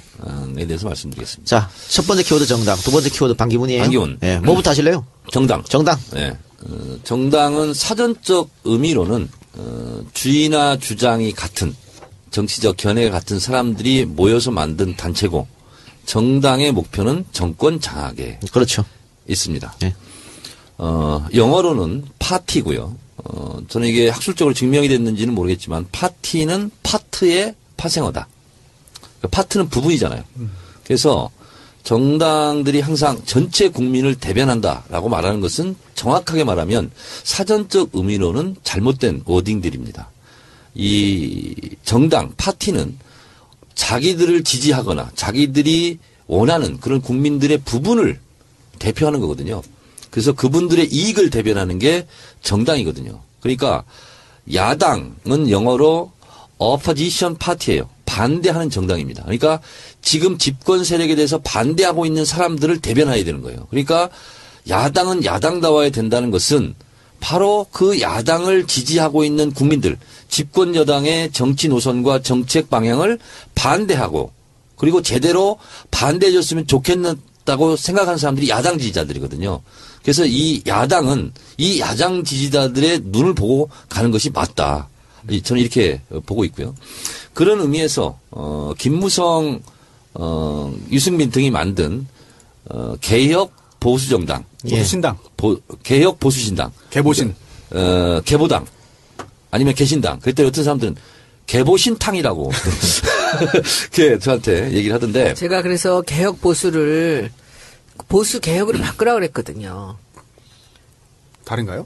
다르죠. 보수 개혁이 되면 보수를 개혁하는 게 되는데 개혁 보수면 개혁된 보수라고 그렇네요. 보거든요. 뭐 애국 보수 게다가 이런 이미지네. 개자가 앞에 있으면 안 돼요. 아. 개자는 항상 그 접두어로서 뒷것을 아주 그 일반화시키고 좀 아래 걸로 만드는 게 개망초, 이끌어내니까. 개살구, 네. 이거 뭐 이런 거예요. 그러니까 개차반. 이게 개보수가 되는 거예요. 냅두세요. 그렇게 한다는데. 좋구만 뭐. 자, 그래서 말씀을 좀 일부러 한 이어가면 것 같은데.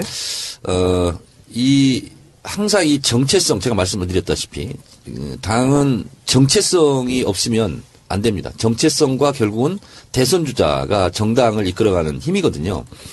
근데 개혁 보수 신당 여기는 일단 정체성을 세울 수가 없습니다. 그래서 이 정당은 성공하기가 어렵습니다. 두 번째는 대선 주자가 없습니다. 그래서 개혁 보수 신당의 전망은 어둡다 이렇게 보는 건데 왜 그러냐면 당의 원내대표 하는 게 뭐 꿈이다. 하고 싶다. 그런 내용이 보도가 됐어요. 네. 그런데 갑작스레 주호영 의원이 원내대표로 추대가 됐잖아요. 네. 그 과정에서 알력이 있었던 것 같다. 이거를 이혜훈 의원한테 질문을 했어요. 방송에서 공개적으로. 그랬더니 부인하지 않겠다라는 답을 했어요. 아하. 부인하지 않겠다라는 답을 공개적으로 했어요. 생방송 중에. 그러니까 김무성, 유승민 여기가 이제 TK, PK잖아요. 그러니까 그쪽에 어쨌든 아성이잖아요. 그래서 TK 출신을 할 수밖에 없었을 거예요. 나경원은 수도권이고 그런 면에서 뭐 우리가 알지 못하는 알력 이런 게 있었을 가능성이 있죠. 근데 그런다고 안 가는 게 말이 되나요? 신념이로 움직이는데 그런다고 안 가는 게 그게 정당성이 있다. 왜냐하면 이 개혁 보수 신당 김무성당이라고 하죠. 이 김무성당은 같이 정체성 이런 걸로 뭉친 게 아니고 이권으로 또 뭉친 거거든요. 그렇게 봤을 때 내 이권에 심대한 타격이 있다. 그러면 안 갈 수 있는 거죠. 자, 그럼 이렇게 한번 여쭤볼게요. 이게 많이 탈당 예상보다 하지 않는 것은 지금 비대위원장으로 왔던 임명진 위원장이 개혁적으로 하겠다는 이야기를 듣고 지금 새누리당에 남아있는 비박들이 거기 수긍한 것이다. 이런 주장도 있어요. 저는 그렇다기보다는 예. 원래 탈당이라는 게 굉장히 어렵습니다. 예. 그리고 뭐 나는 뭐 풍찬 노숙 뭐 이렇게까지는 표현하지 않겠지만 굉장히 어려운 결정이면 분명해요. 그리고 그 새누리당이 뭐 개자르면 더 심한 거라고 했죠. 개박살 나더라도 지금 99명이 남아있는 거거든요. 그만큼 기존 정당의 외피는 비닐하우스의 화초처럼 필요한 거거든요. 그게 밖으로 나간다는 게 쉽진 않아요. 자, 그러면 이게 두 번째 키워드 할 때 뭐 연관이 되는 건데 반기문이 두 번째 키워드죠. 네. 그런데 이 비박당이 만약에 반기문을 등에 업게 되면 네. 지금 새누리당에 남아 있는 사람들하고 합칠 가능성이 농후할 것 같은데 어떻게 생각하십니까? 자, 2007년도에 우리 열린우리당, 우리 당이죠. 우리 당에서 김한길 등이 탈당했어요. 23명이. 그랬다가 대선 직전에 다시 합쳤어요. 예. 그러지 말란 법이 없습니다. 그렇죠. 예. 네, 없고요. 개혁보수신당, 김무성당은 두 가지의 길이 앞으로 놓여 있습니다. 하나는 국민의당 그리고 더불어민주당의 김종인 등 개헌파와 의기투합해서 제3지대 해체 모여 그래서 거대 정당을 만드는 길. 이거 이외에는 이거 말고는 자기들이 독자적으로 30이 모이는 건가 그러면? 그렇습니다. 예. 그러면 거대 근데 그게 정당 가능해요? 가능합니다. 가능해요. 그래서 그렇게 가는 길이 있고요. 또 하나는 지금에 있는 남아있는 잔존 새누리당 있죠. 친박당의 몇 명을 실제로 빼내요. 예를 들면 서청원, 조원진 아주 그냥 친박에 물이 잔뜩 든 사람들. 8명. 8명. 이거를 쳐내요. 오히려 이 사람들 쳐내는 거야. 제명청을 하든가 출당시키든가. 그러면 그때 명분을 삼아서 우리 그 사람들 빼고 다시 합치자. 그래서 시너지 효과를 얻을 수가 있죠. 그래서 저는 두 가지 길밖에 없다고 봐요. 네. 그게 가능해요, 진짜? 네, 가능합니다. 정치는 국민의당하고 뭐 생물이니까. 그럼요. 지금 그런 비박당하고 자, 보세요. 불과 얼마 전까지 손학규가요, 우리 민주당 당원이었어요. 근데 지금 국민의당이 오라마라 하고 뭐 비밀 회담하고 비밀 회동하고 하잖아요. 그게 어제 일이지만 완전히 다른 거예요. 예. 정당 관련 하나만 더 여쭙죠. 지금 민주당 비주류 몇몇 의원하고 국민의당 개헌파들이 모여가지고 뭐 모임을 했다면서요? 개헌 모임? 무슨 뭐 모임을 한 걸로 알고 네. 있고요. 근데 이제 이 개헌은요.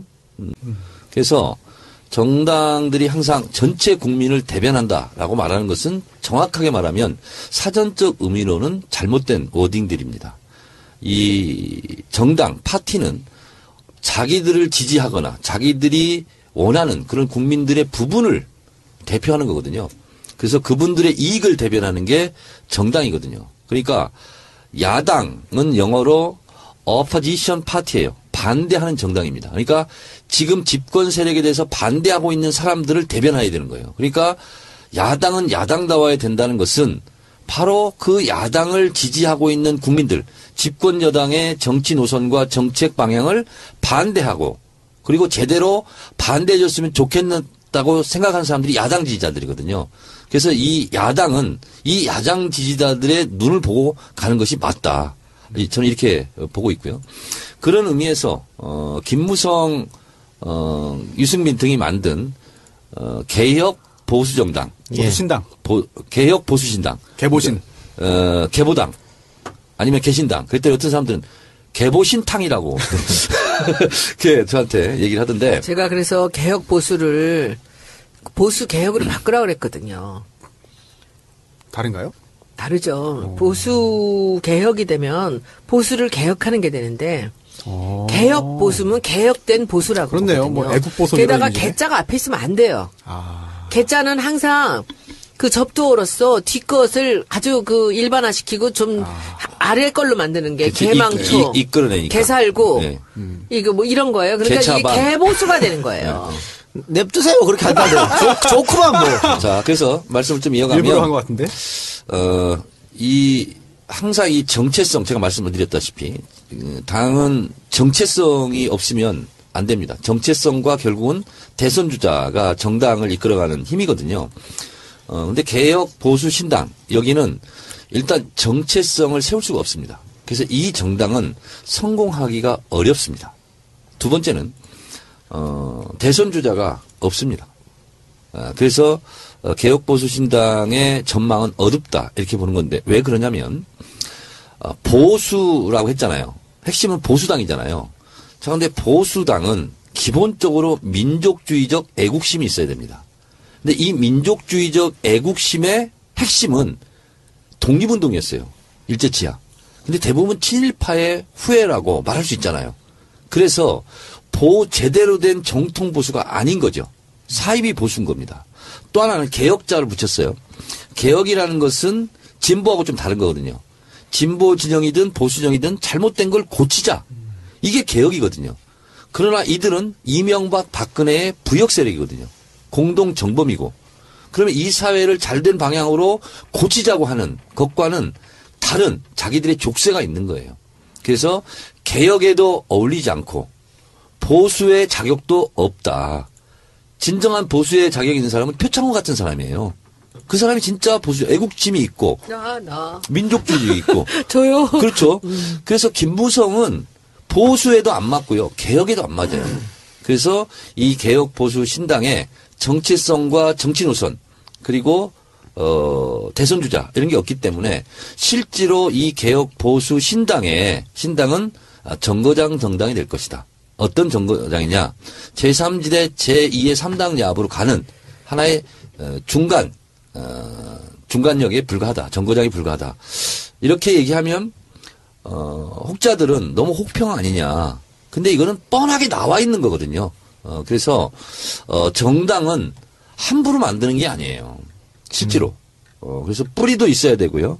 정체성, 얼도 있어야 되고 그리고 그 당을 지지하고 있는 핵심 지지층이 또 있어야 되거든요. 근데 여기는 정당 자체가 급조됐을 뿐만 아니라 왔다 갔다 해서 떨어져 나온 정당이기 때문에 실제로 고정 지지층도 있기가 상당히 어렵다.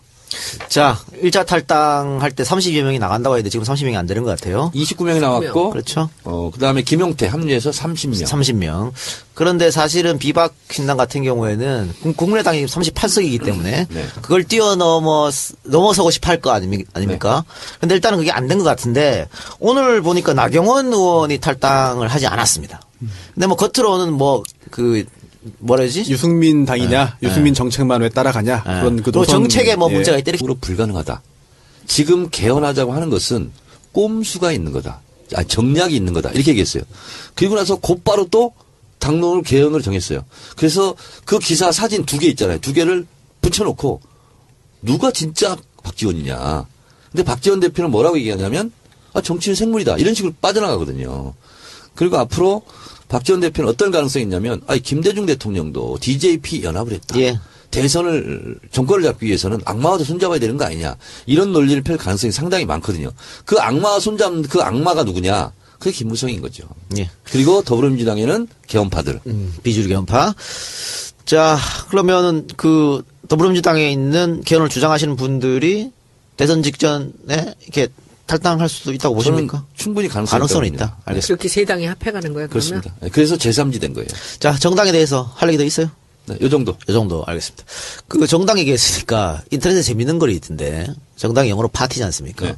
근데 래퍼들이나 DJ들이 클럽에서 믹싱 하잖아요. 렛츠고 파티. 예, 그때 DJ from this party 오. 하잖아. 이게 뭔 뜻인지 아세요? 뭐 DJ 팜 파리. 예? 뭐라고요? 무슨 뜻인지 아냐고 이게. 모르겠는데. 김대중 씨 우리 당을 이끌어 주십시오. 라는 뜻이라고 재밌게 얘기하고 있더라고요. 자, 두 번째 키워드 넘어갈까요? 네. 반기문. 반기문 지금 지지율 보니까 최근 리얼미터 지지율 보니까 문 전 대표를 앞섰더라고요. 살짝 한 번 앞섰어요. 네, 네. 제가 어제 반기문의 본거지 고향 충주에 가서 강연을 하고 왔습니다. 강연을 하고 왔는데 그 같은 고향 사람들도 몇 분 오셨더라고요. 그리고 뭐 그 연배되신 분들도 와서 그래서 충주가 완전히 맹렬히 지금 예. 반기문 하자 막 이런 식으로 근데 동네 사람들이고 막 그러니까 그러고 있대요. 근데 저는 제가 이 시대 참 역술인으로서 단언합니다. 예언합니다. 단적으로 예언하겠는데 반기문은 대통령 되지 않습니다. 네, 어렵습니다. 자, 지금 반기문 총장 같으면 정치권 밖에 있었기 때문에 지지율이 공공행진을 했을 것 같은데 정치권 안으로 들어오면 그 지지율은 떨어질 수밖에 없다. 그리고 검증이 시작되기 때문에 일단은 반기문 총장이 대통령에 나가겠다는 뉘앙스를 띠니까 바로 박연차로부터 23만 달러를 받았다는 네. 의혹이 지금 제기되고 있습니다. 네, 제가 존경하는 CBS의 권영철 구영애 기자가 단독 보도를 했는데, 박연차 씨가 검찰에서 수사를 받을 당시에 반기문 당시 그 장관에게도 내가 돈을 줬다. 네. 그런 내용을 이제 진술을 한 거죠. 네. 진술을 했는데, 그러자 깜짝 놀란 검사가 잠깐 이제 중단을 하고 조사를 나갔다 들어왔어요. 그러면서 뭐 조사를, 회의를 했겠죠. 보고를 하고. 그러자 이거는 국익을 덮고 가자라고 해서 아예 조서에도 남기지 않았다. 그때 총장이었기 때문에. 그렇습니다. 그리고 또, 그 다음에, 그렇다면은, 직접 한번 적어서 내라. 누구한테 얼마 줬는지. 그래서 그 내역, 그 적어서 낸 그런 그 명단은 대검에 아직도 보관하고 있을 있다. 것이다. 네. 이런 이야기인데요. 이게 실제로 이인규 변호사가, 얘기를 했는데. 당시 대검 중수부장. 그렇습니다. 이게 표현 자체가 굉장히 오묘합니다. 그렇지. 이제 반기문 이제 유엔 사무총장의 그 대권 이야기가 나오자 아니 어떻게 저런 사람이 대통령 되려고 하느냐 될 수 없다라는 이야기를 했다는 보도고요. 그리고 또 하나가 그 후에 정말 이런 일이 있냐라는 질문을 받자 그런 일이 있다 없다 얘기 안 했어요. 나는 모른다 그랬죠. 나는 모른다. 그 뉘앙스가 이상한 거야. 그게 아니면 아니라고 그렇지. 했겠죠.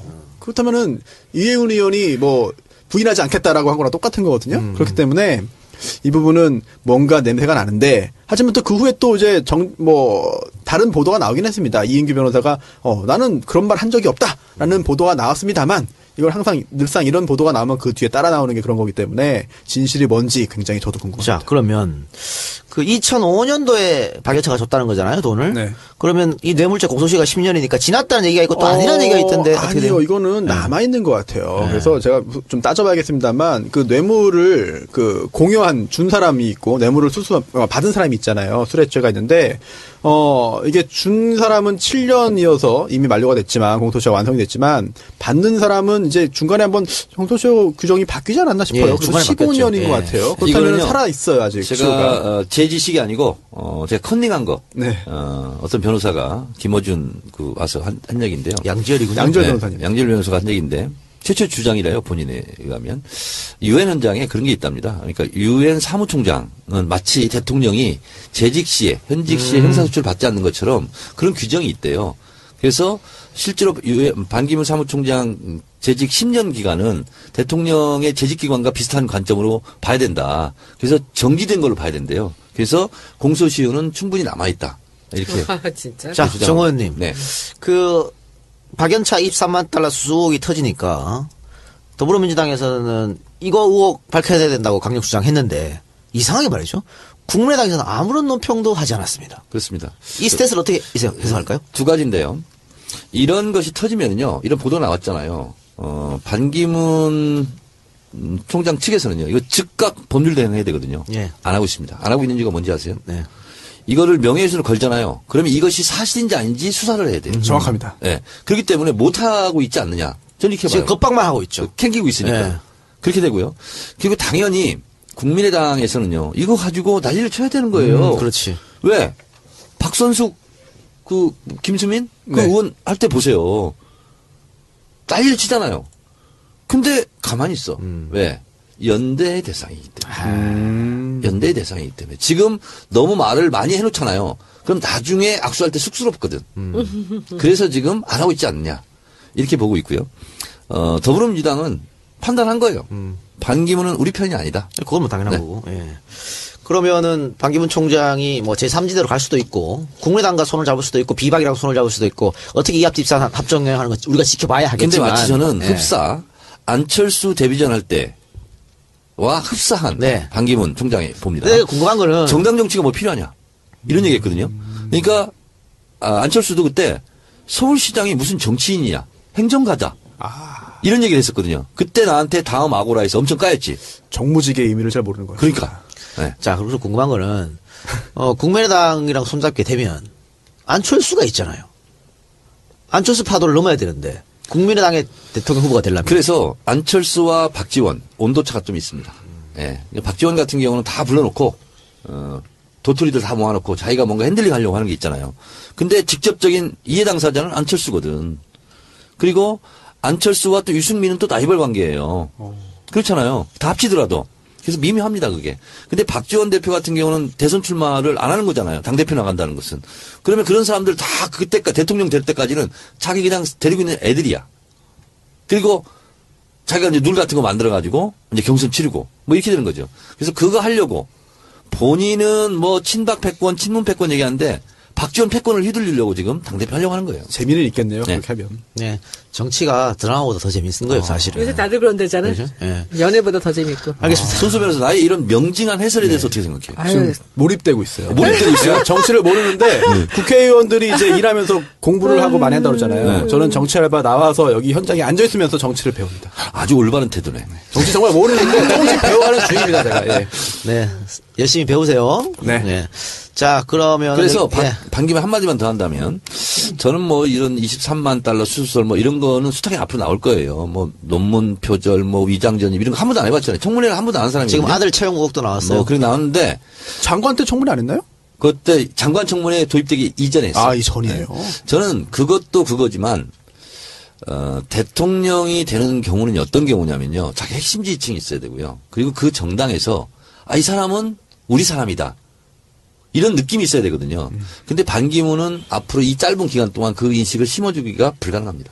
명예를 지키기 그래서 안 바랍니다. 그냥. 예, 알겠습니다. 자, 정청래 키워드 분석 여기까지만 하고요. 광고 듣고 오겠습니다. 번교텔레콤 고현우 중고차. 중고차가 필요하시면 고현우 중고차 연락하시고 핸드폰 필요하시면 번교텔레콤에 연락하시기 바랍니다. 네. 자, 국정교과서에 대해서 오늘이죠. 우리 녹화 날짜 27일 날 1년 유예하기로 결정이 났습니다. 원래는 2017년 내년 4월부터 곧바로 쓴다 그랬는데 1년 유예해서 2018년에 한번 검토하겠다. 이것은 결국은 이제 안 하겠다는 의미 같고요. 다음 정권으로 사실상 폐기. 그렇죠. 다음 정권 넘기겠다 이런 뜻 같은데 박근혜 대통령은 국정교과서가 매도당해서 안타깝다 이런 반응을 보였다고 하는데 우리 손혜원 의원 이 그 국정교과서 문제 때문에 그냥 열심히 하셨잖아요. 우리 작년에 이제 제가 홍보위원장 할 때부터 그렇죠. 관여가 됐었죠. 그리고 손혜원 이게 의원의 데뷔작이죠, 이게. 그렇죠. 예, 그러니까 이게 국정교과서. 저는 대세라고 생각합니다. 이번에 이런 그 박근혜 탄핵 문제가 생기지 않았더라도 국정교과서는 국민들이 막았을 겁니다. 그런데 이제 거기서 굉장한 그 충돌이 일어날 가능성이 있었죠. 그런데 마침 촛불의 탄핵 때문에 이것이 그 교육부에서 자연스럽게 내려놓은 거죠. 세상을 바꾸는 정치수다 팟캐스트 정치 아래 바꾼다. 그 쉬운 번째 방송 시작하겠습니다. 자, 오늘 방송은 2016년 마지막 방송입니다. 저희가 올 5월에 런칭을 해서요. 7개월간 방송을 진행했습니다. 지금까지 누적 다운로드 4천만 조회수를 넘겼다고 하니까 우와. 여러분들 사랑 대단히 감사드립니다. 예. 내가 나의 논란에. 어땠습니까? 두 분 7개월 동안 방송 같이 하셨는데. 저는 이게 없었으면 아마 폐인이 됐을 거예요. 일주일에 한 번 여기 오는 맛에 예. 6일을 참습니다. 예. 네. 사실 정청래 의원이 이제 선거 다 끝나고 본인이 할 것도 없고 본인이 팟캐스트를 하겠다라고 했었는데 손nu님께서 그러지 마라. 내가 이 작가를 꼬셔줄 테니까 같이 한번 해보자. 원래 나는 정청래다. 내가 몇 번 하고 있었거든. 네, 하지 말라 그랬어요. 근데 그것도 반응이 괜찮았어요. 그래서 그거를 해서 독립법인으로 돈을 수억을 벌려고 했는데 그러지 마라. 돈이 문제냐 지금. 예, 잘하셨습니다. 네. 예. 손 의원님은 7개월 동안 저는 그냥 뭐 살신성이 나는 마음으로 네. 처음에는 이제 정청래 의원님이 이제 그 야인이 됐잖아요. 그래서 뭔가 이 국민들한테 그리고 지지자들한테 목소리를 정기적으로 들려줄 수 있는 그 뭔가 채널이 있어야 되겠다 생각해서 이 작가님한테 부탁을 드렸죠. 그랬더니 뭐 이 작가 참 훌륭한 게 그냥 뭐 1초도 생각 안 하고 그냥 하죠 뭐. 예. 그래서 그때부터 나름대로 저는 좀 부담이 있죠. 제가 혹시나 누가 되면 어떡하나라는 이제 생각도 많이 들고. 근데 이 국회 스케줄이라는 것이 누가 안 될 만큼 사람을 많이 훈련을 시키고 교육을 시키네요. 게다가 국조하면서도 그랬고 국감하면서도 그랬고 이번 주에 정치 알바 가서는 일을 어떻게 할까 무슨 얘기를 어떻게 할까라고 메모도 하게 되고 생각도 하게 되고 하는 그 과정도 또 저를 성장시키는 굉장히 중요한 과정들이었고요. 저는 뭐 정말 우리 이번 20대 국회가 가는 마지막 날까지도 끝까지 저는 정청래 의원과 같이 할 거고 우리 21대 가서 정청래 의원이 원내에 들어가고 제가 이제 그만두고 야인으로 되더라도 또 하자고요. 예, 네. 이렇게 알겠습니다. 또 아니, 그때, 제가 비례대표 1번을. 제가 당대표가 돼서, 네네. 비례대표 1번, 손혜원. 그래서 22대가 되네. 그렇잖아. 20대는 예. 그럴 능력이 없잖아. 하여튼, 이 자리에서, 손소 변호사를 제외하고, 이동영, 손혜원 두 분을 칭찬합니다. 알겠습니다. 근데 손혜원은 내가 하나 물어보고 싶은 게 있는데, 이제 한 6개월 했잖아요, 국회의원을. 근데 국회의원은 어쨌든 세비를 받고, 그리고 진짜 사람이요, 고급 정보와, 그리고 아주 엘리트 보좌를 받으면서 본인이 막 성장한다는 느낌, 발전한다는 느낌, 많이 내가 공부를 하고 있다는 느낌. 왜냐하면 최고 전문가들한테 엑기스를 뽑아듣는 거잖아. 이번에 주진영, 김상조 이런 사람을 평인이었으면 어떻게 만나서 듣겠냐고. 그런 거 못 느끼세요? 내가 지금 성장하고 있다. 성장하고 싶지 않은 쪽으로 성장을 해서 참 피곤해. 네. 한 길만 파고 살아가지고 제가 가는 길만 가고 싶었거든요, 저는. 네. 그런데 여기를 왔는데 제가 이제 운동도 좋아하고 제가 승부근성이 좀 있어요. 근데 하고 싶지 않았던 일이거든요, 이 일은. 진짜 하고 싶지 않았던 일인데 어쩔 수 없이 들어오게 되니까 지기는 싫은 거죠. 그렇지. 그리고 다른 사람하고 같이 같은 선상에 있을 때 사람들이 저한테 그렇게 큰 기대는 안 했겠죠. 초선인데다가 다른 분야에서 일을 했던 사람이니까. 그렇지만 저는 또 하는 제 노하우가 있잖아요. 그래서 그냥 하루하루 많이 발전하는데 원하지 않는 발전이지만 일단 4년 동안은 계속 반복적으로 해야 되니까 국회의원을 하게 열심히 되면 합니다. 진짜 자팍다식하게 예, 돼요. 공부가 필요한 하는 직업이죠. 분야를 공부를 하게 돼요. 예, 예. 그거는 국회의원 할 사람들은 계속 그러면 되겠지만 제가 무슨 죄로 여기 들어와가지고 이 공부를 하면서 앞으로 3년 6개월 더 하겠습니다. 네. 그러니까. 그리고 7개월간 저희하고 함께 해주신 정치알바 팬 여러분들 감사드리고요. 내년에도 저희랑 계속 함께 했으면 좋겠습니다. 오늘 정청래 키워드 분석 뭡니까? 제가 또 이 시대의 창당인이잖아요. 예. 그래서 정당에 네. 대해서 말씀드리겠습니다. 자, 첫 번째 키워드 정당, 두 번째 키워드 반기문이에요. 반기문. 예. 뭐부터 하실래요? 정당. 정당. 네. 정당은 사전적 의미로는 주의나 주장이 같은 정치적 견해가 같은 사람들이 모여서 만든 단체고 정당의 목표는 정권 장악에 그렇죠. 있습니다. 네. 영어로는 파티고요. 저는 이게 학술적으로 증명이 됐는지는 모르겠지만 파티는 파트의 파생어다. 그러니까 파트는 부분이잖아요. 이겠는데 말도 안 되죠. 속내는 다른 것 같아요. 안 따라가는 이유 어떻게 생각하세요?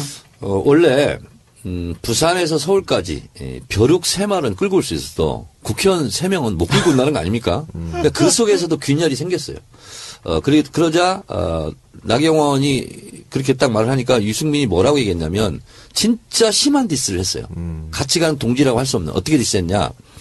나경원 정책을 한 번도 내본 적이 없어서 내가 평가할 기회가 없었다. 비교할 수 없다. 그렇게 얘기했어요. 이거는 완전 디스고 사실 무슨 결별할 때 하는 말이지 않아요, 이런 거? 그렇죠. 그렇고 김성태 의원이 오늘 김어준 뉴스 공장에 나와서 어제 통화했는데 울더라. 나 어떻게 했으면 좋겠냐고. 그래서 핑계는 일단 지역구 유권자들의 뜻을 묻는 절차가 필요하다. 그래서 일단 합류를 하지 않은 걸로 이렇게 되는데. 원내대표 안 시켜서 안 한다는 얘기가 있던데. 왜냐면은, 예. 그거 제가 불과 몇 시간 전에 한번 확인한 내용인데. 아, 그래요? 예. 아무리 봐도 이게 원내대표 경선에 출마했다가 패배했잖아요. 그리고 그 후에 언론 보도에도 나경원 의원이 신당의 원내대표 하는 게 꿈이다. 하고 싶다. 그런 내용이 보도가 됐어요. 네. 그런데 갑작스레 주호영 의원이 원내대표로 추대가 됐잖아요. 네. 그 과정에서 알력이 있었던 것 같다. 이거를 이혜훈 의원한테 질문을 했어요. 방송에서 공개적으로. 그랬더니 부인하지 않겠다라는 답을 했어요. 부인하지 않겠다라는 답을 공개적으로 했어요. 생방송 중에. 그러니까 김무성, 유승민 여기가 이제 TK, PK잖아요. 그러니까 그쪽에 어쨌든 아성이잖아요. 그래서 TK 출신을 할 수밖에 없었을 거예요. 나경원은 수도권이고. 그런 면에서 우리가 알지 못하는 알력 이런 게 있었을 가능성이 있죠. 근데 그런다고 안 가는 게 말이 되나요? 신념이로 움직이는데 그런다고 안 가는 게 그게 정당성이 있다. 왜냐하면 이 개혁 보수 신당 김무성당이라고 하죠. 이 김무성당은 가치, 정체성 이런 걸로 뭉친 게 아니고 이권으로 또 뭉친 거거든요. 그렇게 봤을 때 내 이권에 심대한 타격이 있다. 그러면 안 갈 수 있는 거죠. 자, 그럼 이렇게 한번 여쭤볼게요. 이게 많이 탈당 예상보다 하지 않는 것은 지금 비대위원장으로 왔던 임명진 위원장이 개혁적으로 하겠다. 이야기를 듣고 지금 새누리당에 남아있는 비박들이 거기 수긍한 것이다. 이런 주장도 있어요. 저는 그렇다기보다는 예. 원래 탈당이라는 게 굉장히 어렵습니다. 예. 그리고 뭐 나는 뭐 풍찬 노숙 뭐 이렇게까지는 표현하지 않겠지만 굉장히 어려운 결정이면 분명해요. 그리고 그 새누리당이 뭐 개자르면 더 심한 거라고 했죠. 개박살 나더라도 지금 99명이 남아있는 거거든요. 그만큼 기존 정당의 외피는 비닐하우스의 화초처럼 필요한 거거든요. 그게 밖으로 나간다는 게 쉽진 않아요. 자, 그러면 이게 두 번째 키워드 할 때 뭐 연관이 되는 건데 반기문이 두 번째 키워드죠. 네. 그런데 이 비박당이 만약에 반기문을 등에 업게 되면 네. 지금 새누리당에 남아 있는 사람들하고 합칠 가능성이 농후할 것 같은데 어떻게 생각하십니까? 자, 2007년도에 우리 열린우리당, 우리 당이죠. 우리 당에서 김한길 등이 탈당했어요. 23명이. 그랬다가 대선 직전에 다시 합쳤어요. 예. 그러지 말란 법이 없습니다. 그렇죠. 예. 네, 없고요. 개혁보수신당, 김무성당은 두 가지의 길이 앞으로 놓여 있습니다. 하나는 국민의당 그리고 더불어민주당의 김종인 등 개헌파와 의기투합해서 제3지대 해체 모여 그래서 거대 정당을 만드는 길. 이거 이외에는 이거 말고는 자기들이 독자적으로 30이 모이는 건가 그러면? 그렇습니다. 예. 그러면 거대 근데 그게 정당 가능해요? 가능합니다. 가능해요. 그래서 그렇게 가는 길이 있고요. 또 하나는 지금에 있는 남아있는 잔존 새누리당 있죠. 친박당의 몇 명을 실제로 빼내요. 예를 들면 서청원, 조원진 아주 그냥 친박에 물이 잔뜩 든 사람들. 8명. 8명. 이거를 쳐내요. 오히려 이 사람들 쳐내는 거야. 재명청을 하든가 출당시키든가. 그러면 그때 명분을 삼아서 우리 그 사람들 빼고 다시 합치자. 치자. 그래서 시너지 효과를 얻을 수가 있죠. 그래서 저는 두 가지 길밖에 없다고 봐요. 네. 그게 가능해요, 진짜? 네, 가능합니다. 정치는 국민의당하고 뭐 생물이니까. 그럼요. 지금 그런 비박당하고 자, 보세요. 불과 얼마 전까지 손학규가요, 우리 민주당 당원이었어요. 근데 지금 국민의당이 오라마라 하고 뭐 비밀회담하고 비밀회동하고 하잖아요. 그게 어제 일이지만 완전히 다른 거예요. 예. 정당 관련 하나만 더 여쭙죠. 지금 민주당 비주류 몇몇 의원하고 국민의당 개헌파들이 모여가지고 뭐 모임을 했다면서요? 개헌 모임? 무슨 뭐 모임을 한 걸로 알고 있고요. 근데 이제 이 개헌은요, 제가 이번에 박지원 대표한테 또 공격 한번 했는데요. 불과 얼마 전에 박지원 대표가 뭐라고 했냐면 개헌은 물리적